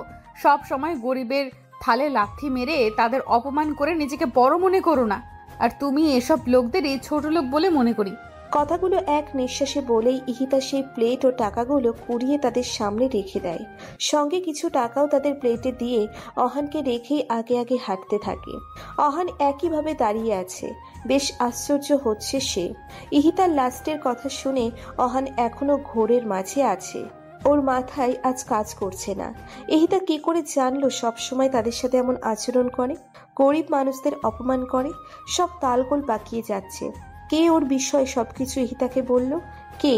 অহান সেখান থেকে চলে যাওয়ার আগে একবার তাদের দিকে তাকায়, তারপর চোখ সরিয়ে চলে যায়। ইহিতা রোডের পাশে দাঁড়িয়েছিল। অহান ইহিতাকে দেখতে পেয়ে সেখান থেকে ট্যাক্সি নেয়। অহান আগে ট্যাক্সিতে উঠে বসে। ইহিতা ওর পাশে না বসে ড্রাইভারের সিটে বসে। এতে অহান ও ড্রাইভার কিছুটা অবাক হয়, তবুও তারা কিছু বলে না, চুপ করে থাকে। ড্রাইভার গাড়ি চালাতে থাকে। অহান বুঝতে পেরেছে ইহিতা বেশ রেগে আছে ওর উপর। ওরা পৌঁছে যায়। অহান রিফাতের ফ্ল্যাটে আসে। রাগী ভাব নিয়ে সোফায় চুপ করে বসে থাকে। রিফাত অহানের চেহারায় রাগের আভা দেখে ওর পাশে বসে বলে, কিছু হয়েছে কি? অহান রাগী কণ্ঠে তীক্ষ্ণ নজরে রিফাতের দিকে তাকিয়ে বলে, বিয়ার আছে? না, জানিস তো আমি এসব খাই না। অহান রিফাতের উপর থেকে নজর সরিয়ে নেয়। রাগী দৃষ্টিতে কিছুক্ষণ ফ্লোরের দিকে তাকিয়ে থাকে। এরপর কিছু না বলেই ফ্ল্যাট থেকে বের হয়ে যায়। বাসায় না গিয়ে বেরিয়ে আসে বাহিরে। জোরে জোরে ফুটপাত দিয়ে হাঁটতে থাকে। সামনেই একটি বার ছিল। ভেতরে যাওয়ার জন্য পা বাড়াতেই ইহিতার কথা মনে করে থেমে যায়। রাগে চোখ বন্ধ করে সামনে থাকা দেওয়ালে ঘুষি মারে। তারপর আবার রাস্তা দিয়ে হাঁটতে থাকে। ভেতরে যাওয়ার জন্য পা বাড়াতেই ইহিতার কথা মনে পড়ে থেমে যায়। রাগী চোখ বন্ধ করে সামনে থাকা দেয়ালে ঘুষি মারে। তারপর আবার রাস্তা দিয়ে হাঁটতে থাকে। সারাদিনে আহান বাসায় যায়নি, একটি পার্কে বসে সময় কাটিয়েছে। এখন রাত 9টা বাজে। ইহিতা লাইফে আসার পর জীবন নষ্ট হয়ে গেছে। না পারছে ঠিকমতো বাঁচতে, না পারছে ঠিকমতো চলতে। সব সময় তার কথা অনুযায়ী চলতে হয়। এভাবে চলতে থাকলে পাগল হয়ে যাবে। কথাগুলো মনে মনে ভাবছে আর হাঁটছে অহান। হঠাৎ আকাশে বিদ্যুৎ চমকালো, সাথে জোরে বাতাসও বইতে শুরু করেছে। মনে হয় খুব জোরে বৃষ্টি হবে। কিছু দূর যেতেই খুব জোরে বৃষ্টি শুরু হয়। রাস্তায় যে মানুষজন ছিল তারা দৌড়তে শুরু করে। কেউ কেউ ছাউনির নিচে দাঁড়িয়ে আছে, কেউ গাছের নিচে। বৃষ্টি থামার অপেক্ষা করছে তারা। কিন্তু অহান এসব তোয়াক্কা না করে ধীরে ধীরে পায়ের সামনের দিকে এগিয়ে যাচ্ছে। মনে আছে একরাশ ক্রোধ, সেটা শুধু ইহিতাকে নিয়েই। আর থাকবে নাইবা কেন? যে ছেলে অফিসের ভিতরেও বাহিরে মেয়েদের সাথে ফ্ল্যাট করত, সব ধরনের নেশা জাতীয় দ্রব্য পান করত, গরিব অসহায় মানুষের সাথে খারাপ ব্যবহার করত, সুযোগ পেলে মেয়েদের সাথে রাত কাটাতো, তার কি আর এমন লাইফ ভালো লাগে? সে নিশ্চয়ই চাইবে না তার জীবনটা এমনই থাকুক সব সময়। সে তো তার আগের লাইফে যেতে চায়। এমন বোরিং লাইফ সে চায় না। ভীষণ রাগ হয় তার ধারণা আশেপাশের মানুষ এখন তাকে দেখে হেসে মজা নিচ্ছে, কানাঘুষা করছে, যেগুলো অহানের কাছে খুব বিষাক্ত মনে হচ্ছে। বৃষ্টিতে ভিজে ভিজে 11টার দিকে বাসায় আসে অহান। কলিং বেল বাজাতেই দরজা খুলে দেয় ইহিতা। অহানকে ভেজা অবস্থায় দেখে ইহিতা ভারী কণ্ঠে প্রশ্ন করে, এতক্ষণ কোথায় ছিলে? ভিজলে কেন? ইহিতার কথা শুনে অহান ইহিতার দিকে তাকায়। কোনো কারণে অহানের চোখের ভেতরটা লাল হয়ে আছে। অহান গম্ভীর মুখে তাকিয়ে আছে। অহানের এমন চাহনি দেখে ইহিতা পথ ছেড়ে দেয়। অহান দ্রুত রুমে চলে যায়। ইহিতা দরজা লাগিয়ে দেয়। অহানের এমন চাহনীয় অবস্থা দেখে ইহিতাকে বেশ ভাবাচ্ছে। ইহিতা খাবার বেড়ে অহানের জন্য বসে রয়, কিন্তু অহান রুম থেকে বের হয় না। ইহিতার যতটুকু মনে পড়ে বিকেলেও তেমন কিছু খায়নি অহান। ইহিতা অহানের জন্য অপেক্ষা করে, কিন্তু অহান রুম থেকে বের হচ্ছে না। অহানের রুমে যেতে চেয়েও পিছুপা হচ্ছে ইহিতা বারবার, তবুও যেতে হবেই। ইহিতা অহানের রুমের দরজা ঠেলে ভেতরে আসে। ভেজা কাপড় চোপড় নিয়ে গুটিসুটি মেরে বিছানায় শুয়ে আছে অহান। ইহিতা দ্রুত অহানের কাছে যায়। কপালে গলায় হাত রাখতেই বুঝতে পারে অহানের শরীর গরম, জ্বর এসেছে। ইহিতার বুঝতে বাকি থাকে না, অহানের বৃষ্টিতে ভেজার ফলে জ্বর এসেছে। অহান চোখ বন্ধ করে শীতে কাঁপছে। এমন অবস্থা দেখে ইহিতা কি করবে বুঝতে পারছে না। এখনই অহানের ভেজা কাপড় চোপড় পাল্টাতে হবে, কিন্তু ইহিতা এটা করতে চাইছে না। পরক্ষণেই ইহিতার মনে পড়ে। মিটমিট করে চোখ মেরে তাকাই অহান। মাথাটা কেমন ভার ভার লাগছে। কাল রাতের কথা তেমন একটা মনে নেই। উঠে বসতে যাবে তখন খেয়াল করে গায়ে ভারী কিছু একটা আছে, আর সেটা কম্বল। 4-5টা কম্বল গায়ের উপর। ধাক্কা দিয়ে সরিয়ে উঠে বসে। ঘাড় ঘুরিয়ে ডান দিকে তাকাতেই ইহিতাকে বিছানার পাশের টুলে বসে আপেল খেতে দেখতে পায়। ইহিতা অহানকে বিছানায় উঠে বসে ওর দিকে তাকাতে দেখে ভ্রু উঁচু করে, যার মানে কি? অহান চোখে মুখে বিরক্তি ভাব ফুটিয়ে তুলে অন্যদিকে তাকাতে যাবে, তখনই নিজেকে বিবস্ত্রহীন মনে করে। নিজের দিকে তাকিয়ে কম্বল একটু ফাঁকা করে দেখে জোরে সোরে চিৎকার দেয়। অহানের চিৎকার মাঝপথেই থেমে যায়, কারণ ইহিতা ওর খাওয়া আপেলের অবশিষ্ট অংশ চট করে অহানের মুখে পুড়ে দেয়। চিৎকার বন্ধ হয়ে যায় অহানের। ড্রয়িং রুমে বসে রিফাত চা খাচ্ছিল। অহানের চিৎকার কানে আসতেই হকচকিয়ে উঠতেই চায়ের কিছু অংশ পায়ের উপর পড়ে। গরম চা থাকায় পা জ্বলছে, তবুও সেটা তোয়াক্কা না করে রিফাত দ্রুত অহানের রুমে আসে। উত্তেজিত কণ্ঠে বলে, কি হয়েছে? কি? বাকিটা বলেই থেমে যায় রিফাত। অহানের মুখে আপেল দেখে ইহিতাও অহানের দিকে প্রশ্নবোধক চাহনিতে তাকায়। অহান আপেলটি মুখ থেকে বের করে রাগী দৃষ্টি নিক্ষেপ করে ইহিতার দিকে। ইহিতা স্টুল ছেড়ে উঠে রিফাতের কাছে যেতে যেতে বলে, তোমার বন্ধু মনে করেছে কাল রাতে আমি তার কাপড় চোপড় পাল্টিয়েছি, এটা ভেবে মেয়েদের মতো চিৎকার দিল। আমি ওকে থামানোর জন্য মুখে আপেল গুজে দিলাম। রিফাত নিচের দিকে তাকিয়ে হাসে। ইহিতা অহানের দিকে তাকিয়ে বলে, শোনো অহান গাধা, কাল রাতে আমি নয় বরং রিফাত তোমার গায়ের জামা খুলে তোমার সাথে ঘুমিয়েছিল। বৃষ্টিতে ভেজার ফলে তোমার জ্বর উঠেছিল কাল। নেক্সট টাইম যদি বৃষ্টিতে ভিজতে গিয়েছো তবে কি হবে বুঝতেই পারছো। এবার যাও, ফ্রেশ হয়ে নাও। আর হ্যাঁ, আজ অফিসে যাওয়া লাগবে না, ফোন করে বলে দিও অফিসে। লাস্টের কথা বলেই ইহিতা চলে যায়। রিফাত ঠোঁটে হাসি রেখে অহানের পাশের টুলে বসে বলে, এখন কেমন লাগছে তোর শরীর? ভালো। বলেই আপেলটা সেখানে থাকা জানালা দিয়ে বাহিরে ছুঁড়ে মারে। বিরক্তিকর ভাব নিয়ে বিছানা থেকে নেমে ওয়াশরুমে যায়। রিফাত সরু নিঃশ্বাস ফেলে মনে মনে বলে, কবে যে বুঝবি তুই? রিফাত বাসায় চলে যায়। অহান ফ্রেশ হয়ে রুম থেকে বের হয়ে ড্রয়িং রুমে আসে। ইহিতা আগেই নাস্তা টেবিলে রেখে দিয়েছিল।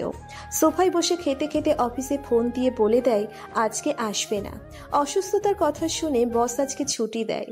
অহান খাবার খেয়ে বাহিরে যেতে নিলে ইহিতা হাত বগল দাবা করে দাঁড়িয়ে পেছন থেকে ডাক দেয়। অহান থেমে গিয়ে পিছনে ফিরে তাকায়, জানে সে কি বলবে। ইহিতা বলে, অফিসে যেতে নিষেধ করেছি অসুস্থতার জন্য, বাইরে ঘোরার জন্য নয়।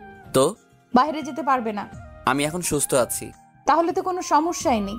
বলেই ইহিতা অহানের হাত ধরে সোফায় বসিয়ে রান্নাঘরে যায়। অহান বুঝতে পারছে না ইহিতা কি করতে যাচ্ছে। উকি মেরে দেখতে নিলেই ইহিতা ফিরে আসে। অহান চোখ সরিয়ে ঠিকমতো বসে। ইহিতা অহানের হাতে একটা ছুরি ও একটি সবজির বোল দিয়ে বলে, এগুলো সব কাটো। অহান ইহিতার দিকে অবাক হয়ে তাকিয়ে বলে, আমি? তুমি ছাড়া এখানে উপস্থিত আর কেউ নেই, আর সকালের নাস্তা আমি বানিয়েছি, তাই এখন তুমি আমায় হেল্প করবে। অহান অকপটে কাট কাট কণ্ঠে বলে, পারবো না। নয়তো আমি আম্মুকে ফোন দিব। এটা শুনে অহান দাঁতে দাঁত চেপে বলে, কাটছি। বলেই সবজিগুলো কাটতে শুরু করে। ইহিতা এটা দেখে রান্নাঘরের দিকে পা বাড়ায়। মুচকি হেসে মনে মনে বলে, জানি তো এমনটাই হবে। মুখে বিরক্তিকর ঝুলিয়ে রেখে সবজিগুলো কাটছে অহান। কিভাবে যে এই জ্বালা যন্ত্রণা থেকে মুক্তি পাবে নিজেও জানে না। মন চাইছে ছুরি দিয়ে ইহিতাকে মেরে দিতে, কিন্তু এমনটা করার সাহস ওর মধ্যে বিন্দু মাত্রও নেই। খুব দ্রুত সবজি কেটে রান্নাঘরে রেখে আসে। সোফায় এসে বসতেই ইহিতা কতগুলো সিদ্ধ করা মটরশুঁটি দিয়ে যায় খোসা ছাড়ানোর জন্য। অসহায় চোখে ইহিতার দিকে অহান তাকায়। ইহিতা কড়া গলায় বলে, কোনো কাজ হবে না এইভাবে তাকিয়ে, তাড়াতাড়ি খোসা ছাড়াও। চোখ সরিয়ে নেয় অহান। ইহিতা ফের রান্নাঘরে চলে যায়। অহান হতাশ হয়ে মটরশুঁটির খোসা ছাড়াতে থাকে। প্রায় অনেকক্ষণ পর কলিং বেল বেজে ওঠে। ইহিতা রান্নাঘর থেকে চিল্লিয়ে গেট খুলতে বলে। অহান মুখ থেকে চ উচ্চারণ করে উঠে গিয়ে দরজা খুলে দেয়।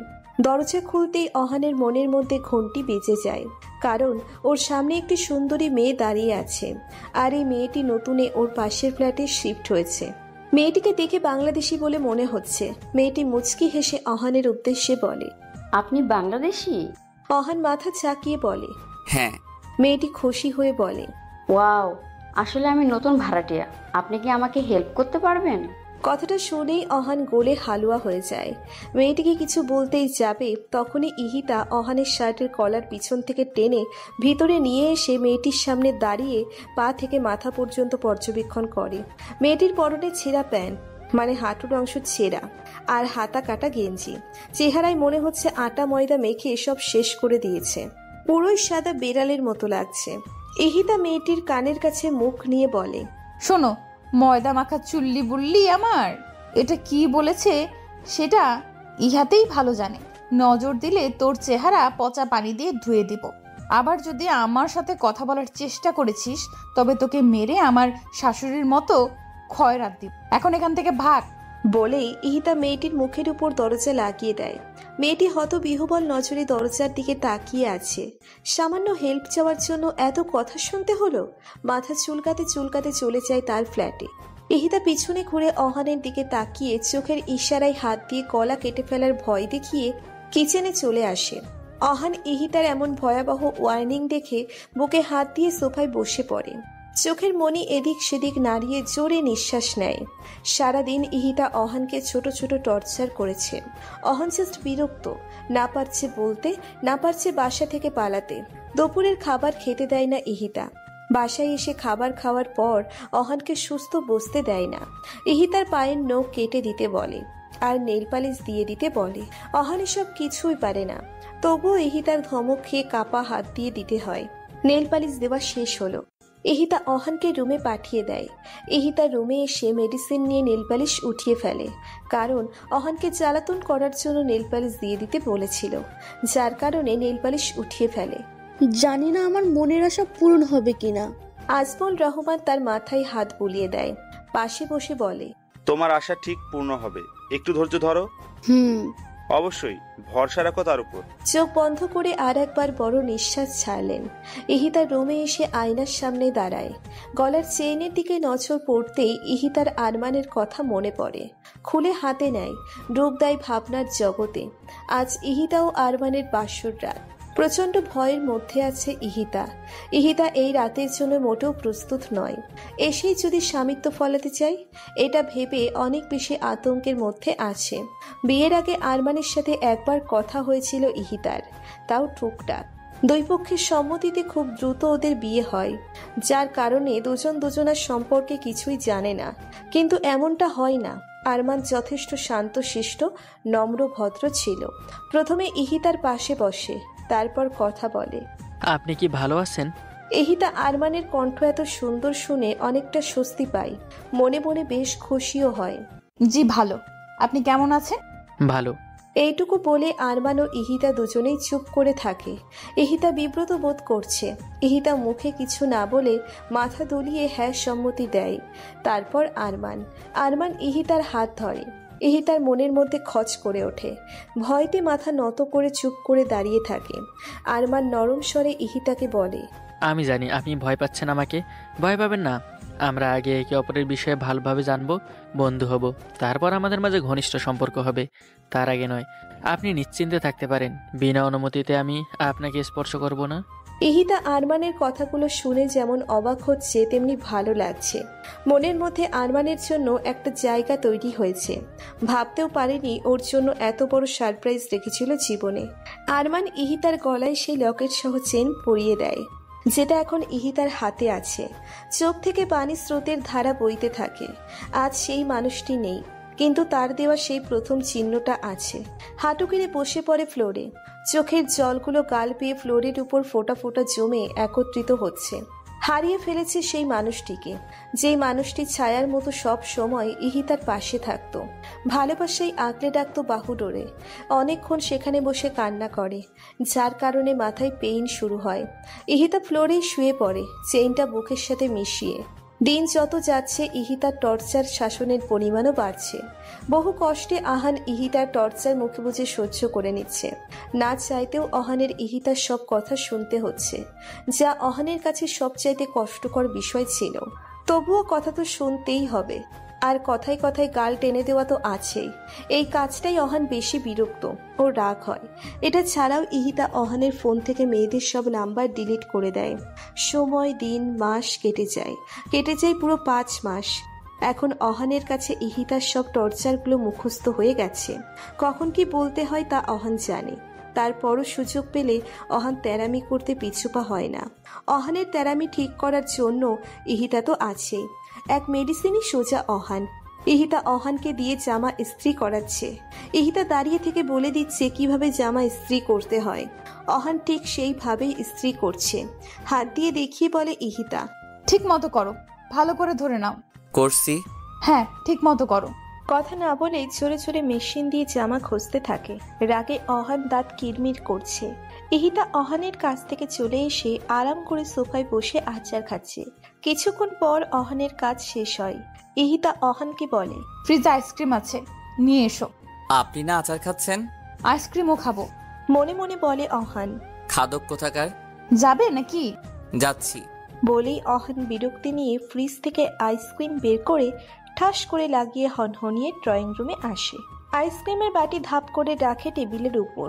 ভদ্রতা শিখো নাই? না, শিখি নাই। তার চেয়ে বড় কিছু থাকলে আমি আছি। বলেই অহান রুমে চলে আসে।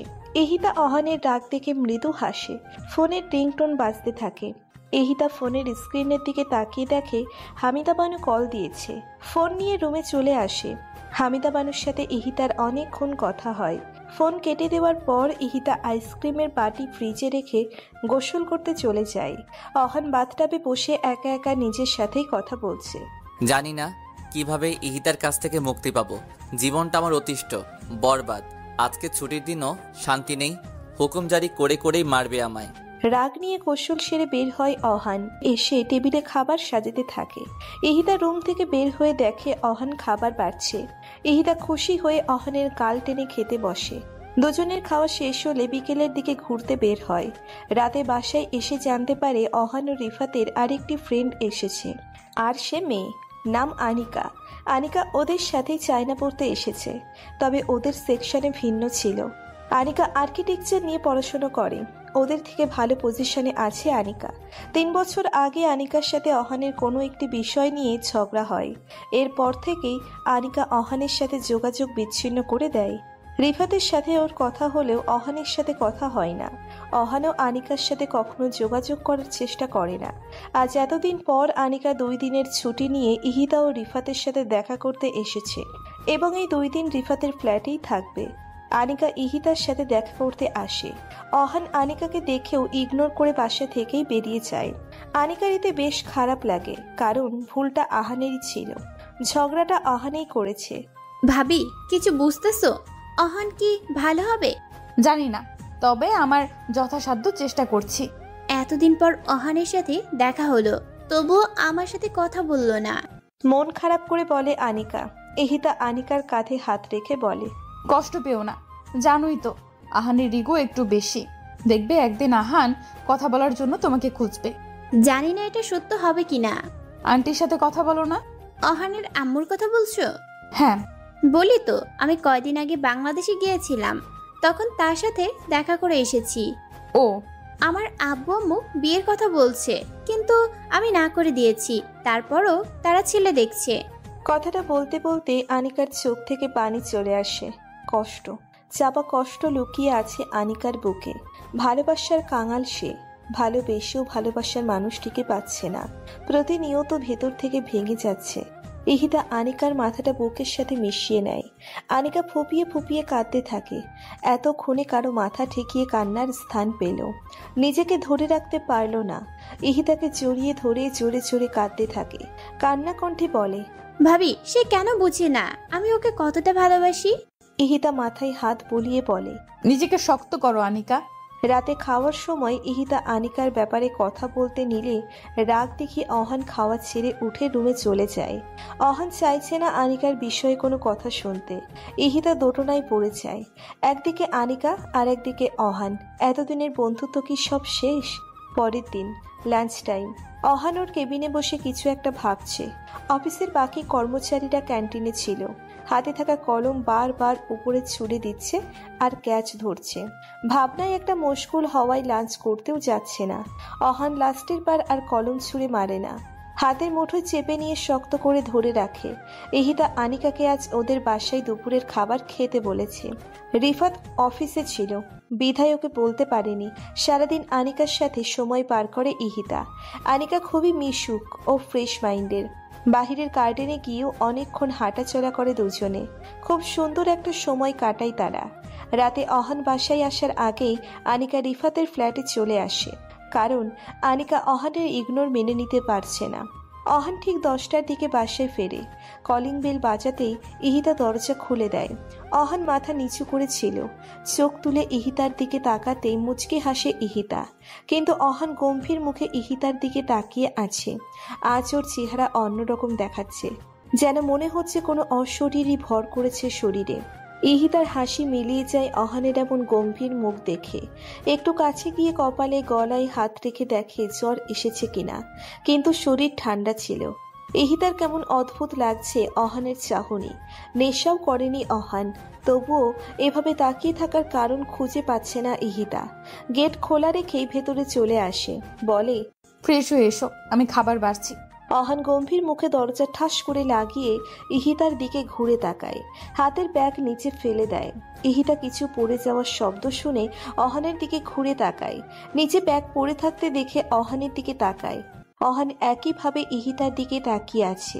ইহিতা ভ্রু কুঁচকে বলে, কি হয়েছে তোমার? তুমি এমন বিহেভ করছো কেন? অহান এক পা ইহিতার দিকে বাড়ায় আর বলে, এতদিন তো কিছু হয়নি, কিন্তু এখন হবে। ইহিতা সন্দেহ চোখে তাকিয়ে বলে, মানে কি হবে? আপনি আমার ওয়াইফ, আমি আপনার স্বামী। আমাদের তো ফার্স্ট নাইট হয়নি, তো বলুন কোন রুমে ফার্স্ট নাইট করতে চান? আপনার রুমে নাকি আমার রুমে? রেগে চিল্লিয়ে বলে ইহিতা। আহান, মুখ সামলে কথা বলো। ইহিতার দিকে এগিয়ে গিয়ে আহান বলে, কেন? স্ত্রীর অধিকার চাওয়া তো কোনো অপরাধ নয়, এটা তো আমার হক। ইহিতা পিছিয়ে গিয়ে রাগী কণ্ঠে বলে, কিসের অধিকার? কোনো অধিকার নেই তোমার। ওখানেই দাঁড়াও, নয়তো আমি আম্মুকে ফোন দিব। দেন, আম্মুকে ফোন দেন। বলুন, আমি আপনার কাছে অধিকার চেয়েছি। আরও যা বলতে মন চাই বলুন। ইহিতা চুপ হয়ে যায়। আসলেই অহন তো ঠিকই বলেছে। কিভাবে বলবে আম্মুকে? কিন্তু বলতে তো হবেই। ইহিতা ভয়ে ভয়ে পিছাতে থাকে। অহান ইহিতার দিকে আগাতে থাকে। আহান ভালো হচ্ছে না, কিন্তু কাছে আসবে না একদম। অহান ইহিতার কথা শোনে না। ইহিতা কাপা কণ্ঠে বলে, আহান স্টপ। আহান অহানের থামার কোনো গতি নেই। ইহিতার দিকে এগিয়েই যাচ্ছে। আহান থামো বলছি। তবুও থামছে না অহান। ইহিতা দৌড়ে ওর রুমে যেতে নিলেই অহান ইহিতার হাত ধরে ফেলে। দেয়ালের সাথে মিশিয়ে ধরে ইহিতার কাছে যেতে নিলেই ইহিতা ওর সর্বশক্তি প্রয়োগ করে অহানকে ধাক্কা মেরে সজোরে কষিয়ে গালে একটা চড় মেরে দেয়। চড় দেওয়ার ফলে অহানের ঘাড় ডান দিকে কাত হয়ে যায়।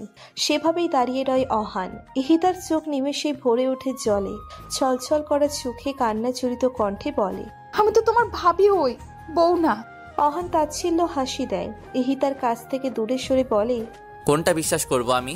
আপনি আমার ভাবি হন এটা, নাকি বউ হন এটা? কোনটা বলুন? জোরে চিল্লিয়ে বলে অহান। ইহিতা অহানের প্রশ্নের উত্তর দেয় না। দৌড়ে রুমে এসে দরজা লাগিয়ে পিঠ দরজার সাথে ঠেকিয়ে কান্না কাঁদতে থাকে। অহান উত্তর পায়নি তার। রাগে ড্রয়িং রুমের সেন্টার টেবিলে লাথি মেরে বাসা থেকে বের হয়। বড় বড় পা ফেলে রিফাতের ফ্ল্যাটের সামনে আসে। জোরে জোরে কলিং বেল সহ দরজা ধাক্কাতে থাকে। আনিকা ও রিফাত সবে মাত্র খাবার খেতে বসেছে। এমনভাবে কলিং বেল বাজাতে ও দরজা ধাক্কাতে দেখে আনিকা টেবিল ছেড়ে উঠে দরজা খুলে দেয়। দরজা খুলতেই অহানকে দেখতে পায়। চোখে মুখে লেগে আছে প্রচন্ড রাগের আভা।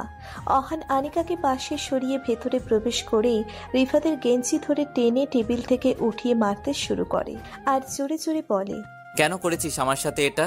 কেন বলেছিস আমার সম্পর্কে সব আম্মুকে? বল, কেন বলেছিস? ঘুষি মারতে থাকে অহান। ফের অহান দেওয়ালের সাথে রিফাতকে ঠেসে ধরে ক্ষুব্ধ কণ্ঠে বলে, বন্ধুত্বের এই পরিণাম দেখালি, বেঈমান কোথাকার! বলেই এলোপাথারি ঘুষি মারতে থাকে রিফাতকে। আনিকা এতক্ষণ রিফাতকে মারতে দেখে চুপ করে রয়। কিন্তু যখন অহানের মুখে এসব কথা শোনে তখন আর চুপ থাকে না। অহানের কাছে এসে শার্টের কলার ধরে টেনে ওর কাছে নিয়ে জোরে থাপ্পড় মেরে চিৎকার করে বলে, রিফাত কিছু বলেনি? আমি বলেছি তোর আম্মুকে সব। কথাটা শুনেই অহান অবাক চোখে তাকায় আনিকার দিকে। অহান বুঝতে পারছে না আনিকা কিভাবে বলল এসব। আনিকা তো এসব কিছু জানতো না, না এতদিন দেখা হয়েছে ওর সঙ্গে। তাহলে আনিকাকে কে বলল? রিফাত? নাকি আনিকা নিজে থেকেই সব জেনেছে অহানের বিষয়? আজ হামিদা মানু ও আজমল রহমানের বিবাহ বার্ষিকী। এই উপলক্ষে কম বেশি আত্মীয় স্বজনদের দাওয়াত দিয়েছে আজমল রহমান। কিছুক্ষণ আগেই অহানের সাথে কথা বলেছে তারা। অহান বেশি কথা বলতে পারেনি, অফিসে কাজ ছিল তাই। ইহিতা আজকে আরমানের দেওয়া খয়েরি রঙের শাড়ি পরেছে। আরমানের কথা মতো হালকা সেজেছে। নিজেকে আয়নায় দেখে ড্রয়িং রুম থেকে বের হয়ে মেহমানদের সাথে কথা বলতে থাকে। সময় কাটতে থাকে। আরমান আজ অফিস থেকে তাড়াতাড়ি ছুটি নিয়েছে। কিছুক্ষণ আগেই ইহিতা আরমানের সাথে কথা বলেছে। 10 মিনিট আগেই অফিস থেকে গাড়ি নিয়ে বের হয়েছে আরমান। এখন 9টা বাজতে চলল। আরমানের এখনো কোনো খবর নেই। ইহিতা আবার আরমানকে ফোন দেয়। আরমান ফোন রিসিভ করে বলে সে মার্কেটে আছে, আপু আম্মুর জন্য গিফট কিনছে। ইহিতা আরমানকে তাড়াতাড়ি আসতে বলে বাসায়। এটাও বলে সবাই তার জন্য অপেক্ষা করছে। আরমান গিফট নিয়ে গাড়ির পিছনে রেখে ড্রাইভিং সিটে বসে। হঠাৎ কোথা থেকে একটু চলন্ত ট্রাক তার ব্যালেন্স হারিয়ে আরমানের গাড়ির দিকে ধেয়ে আসছে সামনে থেকে।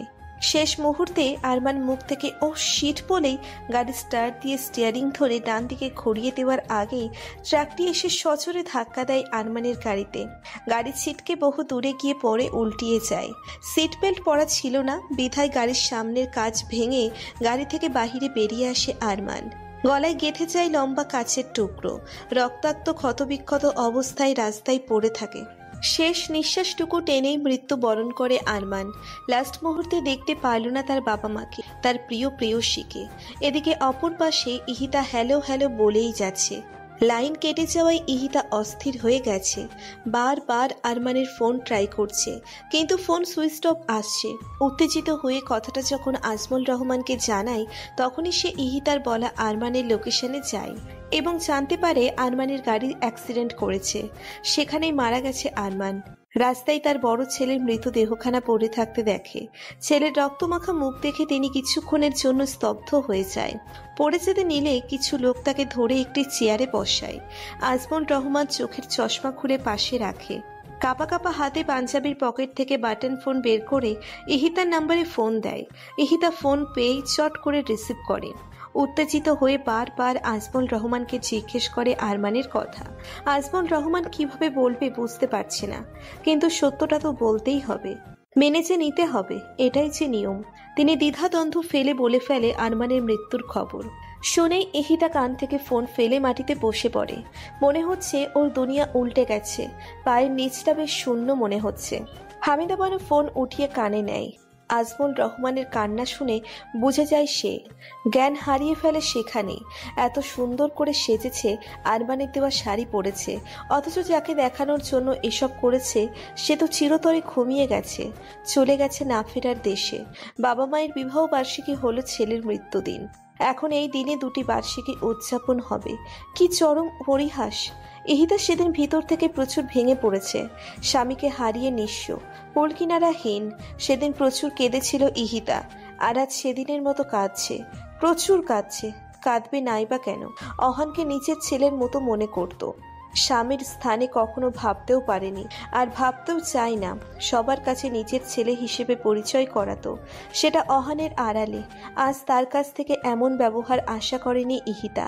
ভেতরটা ভেঙে চুরমার হয়ে গেছে, চোখে পানি স্রোতের মতো গলগল করে বয়ে যাচ্ছে। সেদিনের মতো আজ নিজেকে বড় একা মনে হচ্ছে, বড্ড একা। অন্য প্রান্তে, কেন? আমি তোর ভালোবাসা অ্যাকসেপ্ট করিনি তাই রিজেক্ট করেছি বলে প্রতিশোধ নিয়েছিস? আনিকা তাচ্ছিল্য হেসে বলল, তোর ভালোবাসায় আমি জীবনে যদি কোনো ভুল করে থাকি, সেই তোকে ভালোবাসা করেছি। তোর মতো ছেলেকে ভালোবাসা তো দূরের কথা, বন্ধু ভাবা উচিত নয়। আনিকা, তুই কিন্তু বেশি কথা বলছিস। এবার রিফাত মুখ খুলে অহানের সামনে দাঁড়িয়ে বলে, বেশি? আনিকা ঠিকই বলেছে, ভুল কিছু বলেনি। চমকে গেলেন। সে যেন নিজের চোখে বিশ্বাস করাতে পারছেন না এটা অহানের নাম্বার। তার এমন চমকানো চেহারা দেখে আজমল রহমানও ফোনের দিকে তাকায়। তিনিও বেশ চমকে গেলেন। ফোন বেঁচে কেটে যায় তাদের এমন চমকানোর রিয়াকশনের মাধ্যমে। হামিদা বানু আজমল রহমানের দিকে তাকিয়ে বললেন, মনে হয় ভুলে ফোন ঢুকে গেছে নাম্বারে। রিসিভ করো, দেখো কি বলতে চাই অহান। হামিদা বানু আজমল রহমানের দিকে চোখ পিটপিট করে তাকিয়ে পরক্ষণে চোখ সরিয়ে নিয়ে ফোন রিসিভ করে কানে দেয়। অপর পাশ থেকে অহান অভিমানী স্বরে বলে, ছেলের ফোন ধরতে এত সময় লাগে? কি করছিলে এতক্ষণ? প্রশ্ন করে বসে অহান। হামিদা বানু অবাক হয়ে আজমল রহমানের দিকে তাকিয়ে রয়। এর আগে কখনোই অহান এভাবে কথা বলেনি, তাই বেশ অবাক হচ্ছেন। চুপ করে আছে কেন? কথা বলো অহানের সাথে। হ্যাঁ, মানে ঘুমানোর প্রস্তুতি নিচ্ছিলাম তো, তখনই তুই কল দিলি। এভাবে কথা বলছো কেন? আমি কি অন্য কারো ছেলে নাকি? ঠিক মতো কথা বলো আম্মু। তুই কি ঠিক আছিস? অবশ্যই, মায়ের দোয়া সাথে থাকলে সব সন্তানই সুস্থ থাকবে। হামিদা বানু আরো অবাক হলেন। তার চোখের কোনায় ক্ষুদ্র জল এসে জমেছে। আজমল রহমান তার কাছ থেকে ফোন নিয়ে বলে, বাবা, কিছু হয়েছে কি? এভাবে কথা বলছিস যে তোর মায়ের সাথে? কথা বলতে গেলে কি কিছু হওয়া লাগবে আব্বু? আর আমি তো তোমাদের ছেলে, তাই না? এমন ভাবে কি কথা বলতে পারি না? তা নয়, এই প্রথম তুই আমাদের কাছে নিচ থেকে ফোন দিয়েছিস, তা আবার এভাবে কথা বলছিস, খুব ভাবাচ্ছে। আগের অহান নেই বাবা, তাকে আর খুঁজলেও পাবে না। এতদিন তোমাদের সাথে যা করেছি তার প্রায়শ্চিত্ত করার সময় এসে গেছে। আমি খুব শীঘ্রই ভাবিকে নিয়ে বাংলাদেশে আসছি, দোয়া রেখো, মাফ করে দিও আগের অহানকে। বলেই অহান ফোন কেটে দেয়। আবেগের মোহে তার চোখেও জলকণা এসে ভর করেছে। দীর্ঘশ্বাস ফেলে রান্না করতে শুরু করে। রান্না শেষ করেই ইহিতাকে ডাক দিবে। কাল রাতের খাবারগুলো তেমনিভাবে টেবিলের উপর রাখা ছিল, যার কারণে অহান বুঝে যায় ইহিতাও রাতে কিছু খায়নি। আজমল রহমান আবেগ প্রবল হয় ফোনের স্ক্রিনের দিকে তাকিয়ে আছে। পাশেই হামিদা বানু ফুপিয়ে কাঁদছে। এ যে সুখের কান্না। এতদিনে আল্লাহ তার ডাক শুনেছে, তার ছেলেকে ভালো পথে ফিরিয়ে দিয়েছে। আজমল রহমান পুরো ব্যাপারটা ক্লিয়ার হওয়ার জন্য আনিকাকে কল দেয়। আনিকা হতাশ কণ্ঠে কাল রাতের কথা জানালে আজমল রহমান ও হামিদা বানু সবকিছু বুঝতে পারে। আজমল রহমান যখন আনিকাকে বলেন অহান কল দিয়েছে, শুনে আনিকাও তখন বেশ অবাক হয়েছে। পরক্ষণে আনিকাও খুশি হয় আজমল রহমানের পুরো কথা শুনে। অহানের রান্না শেষ। হাত ধুয়ে মুছে ইহিতার রুমে এসে নক করে। ইহিতা তখনও ফ্লোরেই শুয়েছিল। বেশ কয়েকবার নক করার পরও দরজা খোলে না। এবার অহান জোরে জোরে নক করে, যার ফলে ইহিতার ঘুম হালকা হয়ে যায়। চোখ মেলে তাকাতেই সামনের সব কিছু ঘোলাটে দেখতে পায়। কাল রাতে অধিক মাত্রার কান্না করার ফলে চোখ ফুলে গেছে, মাথা ঝিম ধরে আছে। বহু কষ্টে উঠে বসে। দরজা ধাক্কানোর আওয়াজ শুনতে পেয়ে বুঝতে পারে অহান ডাকছে। পরক্ষণে কাল রাতের কথা মনে পড়ে, কিন্তু ইহিতা এটাও বুঝতে পারে এতে অহানের কোনো দোষ ছিল না। অহান তো সত্যিটা জানতো না সে তার বউ নয়, ভাবিই হয়। চোখ বন্ধ করে দীর্ঘশ্বাস ফেলে দেয়াল ধরে উঠে দাঁড়ালো। দরজা খুলে দিতেই হুড়মুড় করে অহান ভিতরে প্রবেশ করে। জোরে নিঃশ্বাস নিয়ে বলে, এতক্ষণ লাগে দরজা খুলতে? আমি কতক্ষণ ধরে ডাকছি আপনাকে। ইহিতা নিচের দিকে তাকিয়ে মৃদু স্বরে বলে, কেন? ফ্রেশ হয়ে নিন, ব্রেকফাস্ট করবেন। ইহিতা অহানকে কিছু না বলেই বাথরুমের দিকে পা বাড়াতেই অহান পিছনের থেকে বলে ওঠে, মাফ করে দিবেন ভাবি, আমি এই টপিকে কোনো কথা বলতে চাই না, ভুলে যাও সব। অহান বুঝতে পারে ইহিতা এখনো রেগে আছে তার উপর। অহান কিছুক্ষণ মৌন হয়ে রয়, তারপর চলে আসে ড্রয়িং রুমে। একটু আগেই অহান রিফাত ও আনিকাকে ওর ফ্ল্যাটে আসতে বলেছে। ওদের জন্য ব্রেকফাস্ট বানিয়েছে অহান। রীতিমতো ওরাও সেখানে উপস্থিত হয়। অহান ওদের সাথে হাসি মুখে কথা বলে সোফায় বসতে বলে। অহানের এমন আচরণে আজ ওরা বেশ অবাক হলেও ভিতরে ভিতরে বেশ খুশি হয়। অহান রিফাত ও আনিকার উদ্দেশ্যে বলে, সরি রে, এতদিন অজান্তেই তোদের অনেক কষ্ট দিয়েছি। কাল তোরা সবকিছু চোখে আঙুল দিয়ে দেখিয়ে দিয়েছিস। এখন কি আমি আর আগের মতো থাকতে পারি বল? আমি সেই আগের অহান হয়ে গেছি।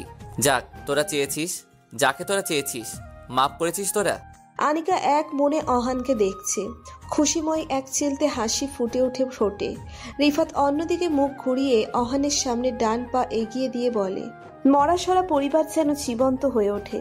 এই খুশি ভাগাভাগি করে নিতে ইহিতার বাবা মাও আসে এই বাড়িতে বেড়াতে।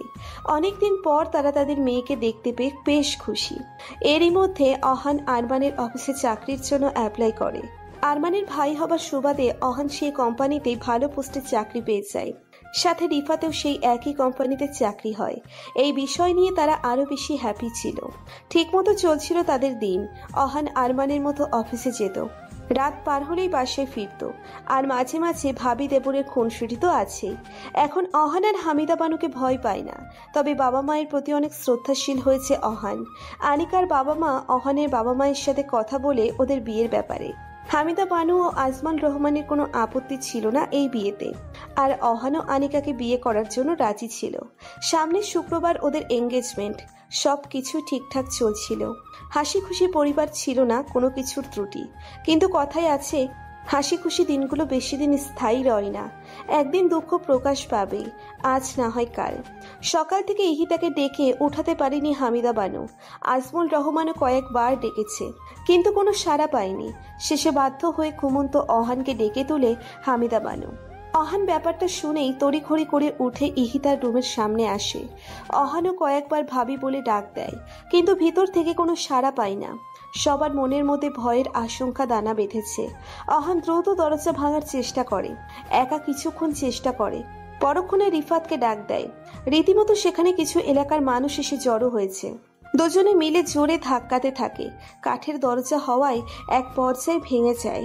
রুমের ভিতরে অহান, রিফাত, হামিদা বানু, আজমুল রহমান ঢুকেই থমকে যায়। কথা বলার ভাষা তারা হারিয়ে ফেলেছে, বাকরুদ্ধ হয়ে গেছে তারা। ইহিতা বেশ স্বাচ্ছন্দ্যের সাথে ঘুমিয়ে আছে। এক হাত ঝুলে আছে বিছানার নিচে। পরনে ছিল সেই শাড়িটি যেটা আরমান দিয়েছিল। সেই একই রকম স্বাদ ছিল চেহারাতে। তাদের বুঝতে আর বাকি থাকে না ইহিতা আর নেই। তাদের ছেড়ে বহু দূরে চলে গেছে, যেখানে আছে এ বাড়ির বড় ছেলে আরমান।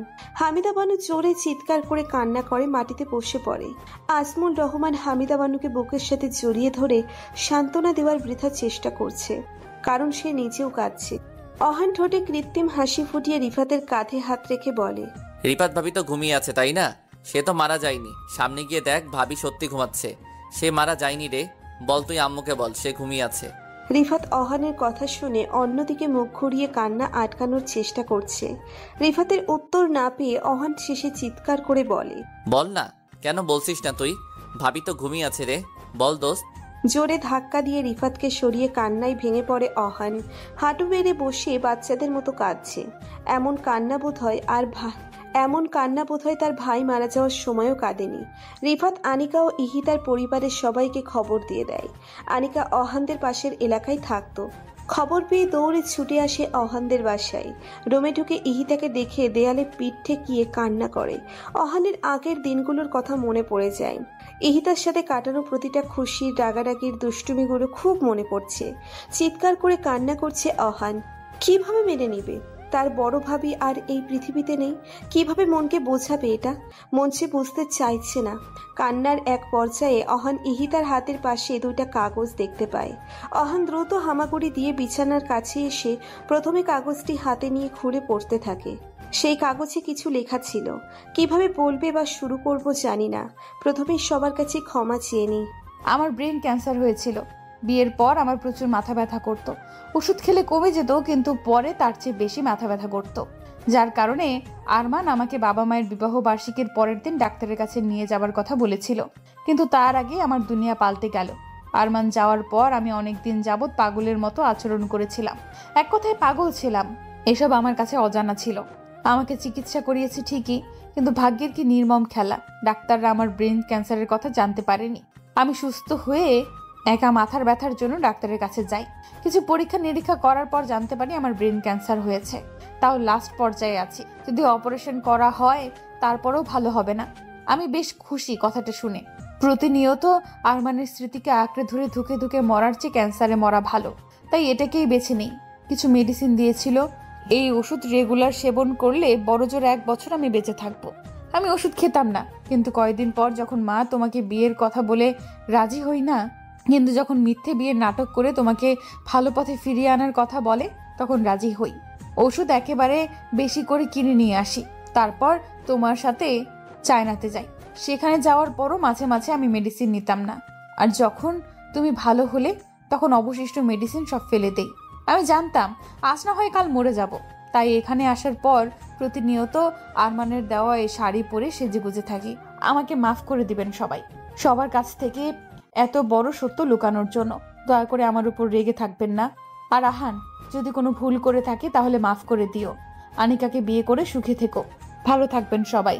আরমানের মিষ্টি বউ ইহিতা। অহানের চোখের পানি কাগজের উপর পড়ছে। রিফাত হাত থেকে কাগজটা নিয়ে পড়তে শুরু করে। অহান বিড়বিড় করে বলে, আমি ভালো না হলে হয়তো আরো কয়েকদিন বেশি বেঁচে থাকতেন আপনি। কেন ভালো হলাম আমি? কেন ভালো হলাম? ইহিতার বাবা মা সেখানে এসে উপস্থিত হয়। মেয়ের লাশ দেখে তারা পুরো ভেঙে পড়ে। কি অদ্ভুত মৃত্যু! এবারে ঠিক এই রুমেতে এসেছিল কনে সেজে, আর আজ লাশ হয়ে বের হবে এই রুম থেকে। পুরো বাড়ি জুড়ে কান্নার আওয়াজ প্রতিধ্বনিত হচ্ছে। কে কাকে সামলাবে? সবার অবস্থা এক। ইহিতার এমন মৃত্যু কেউ মেনে নিতে পারছে না। অহান চোখে মুখে ইহিতার হাত ধরে পাগলের মতো বলে, এখন কে আমাকে বকবে? কে আমার গাল টেনে দিবে? কে আমাকে পিচ্ছি অহান বলে ডাকবে? কে বলবে আম্মুকে কল দেব? কে আমাকে শাসন করবে? কার সাথে আমি আমার সুখ দুঃখ শেয়ার করব? ভাত না খেলে কে আমাকে খাইয়ে দিবে? কাকে নিয়ে আমি ঘুরতে যাব বলুন? সব কথার উত্তর আমাকে দিতে হবে। এভাবে না বলে আপনি যেতে পারেন না। উত্তর চাই আমার। উত্তর চাই, উত্তর চাই। হাতের সাথে ওর মাথা ঠেকিয়ে বলে। ইহিতার হাত প্রচন্ড শীতল ছিল। অহান ইহিতার পাশে থাকা দ্বিতীয় কাগজটি দেখে। কাপা কাপা হাতে সেটি হাতে নিয়ে ঘোলাটে চোখে খুলে দেখে এটা সেই কাগজ যেটাতে অহান ও ইহিতার বিয়ের সাইন ছিল। অহান হাতের উল্টো পিঠে চোখের পানি মোছে। স্পষ্টভাবে অহানের সাইন আছে সেখানে, কিন্তু ইহিতার সাইনের সেখানে ছিল না। সেই স্থানে লেখা ছিল, প্রিয় আরমান, আমার ভালোবাসার শুরুটা যখন আপনাকে দিয়েই হয়েছে, আপনাকে ভালোবেসেই মরতে চাই। আমি শুধু আপনাকেই চাই। প্রিয় ভিউয়ার্স, গল্পটা আপনাদের কেমন লেগেছে অবশ্যই কমেন্ট করে জানাবেন। নতুন গল্প শুনতে আমাদের চ্যানেলটি সাবস্ক্রাইব করে বেল বাটনে ক্লিক করুন। ধন্যবাদ আপনাকে। এই যে বন্ধুরা, গল্প শেষ করে কমেন্ট না করে চলে যাচ্ছ, এইটা কিন্তু ঠিক না। তাড়াতাড়ি কমেন্ট করো। আর যারা এখনও আমাদের চ্যানেলটি সাবস্ক্রাইব করো নাই, জলদি করে সাবস্ক্রাইব করে আমাদের চ্যানেলের একজন মেম্বার হয়ে যাও প্লিজ।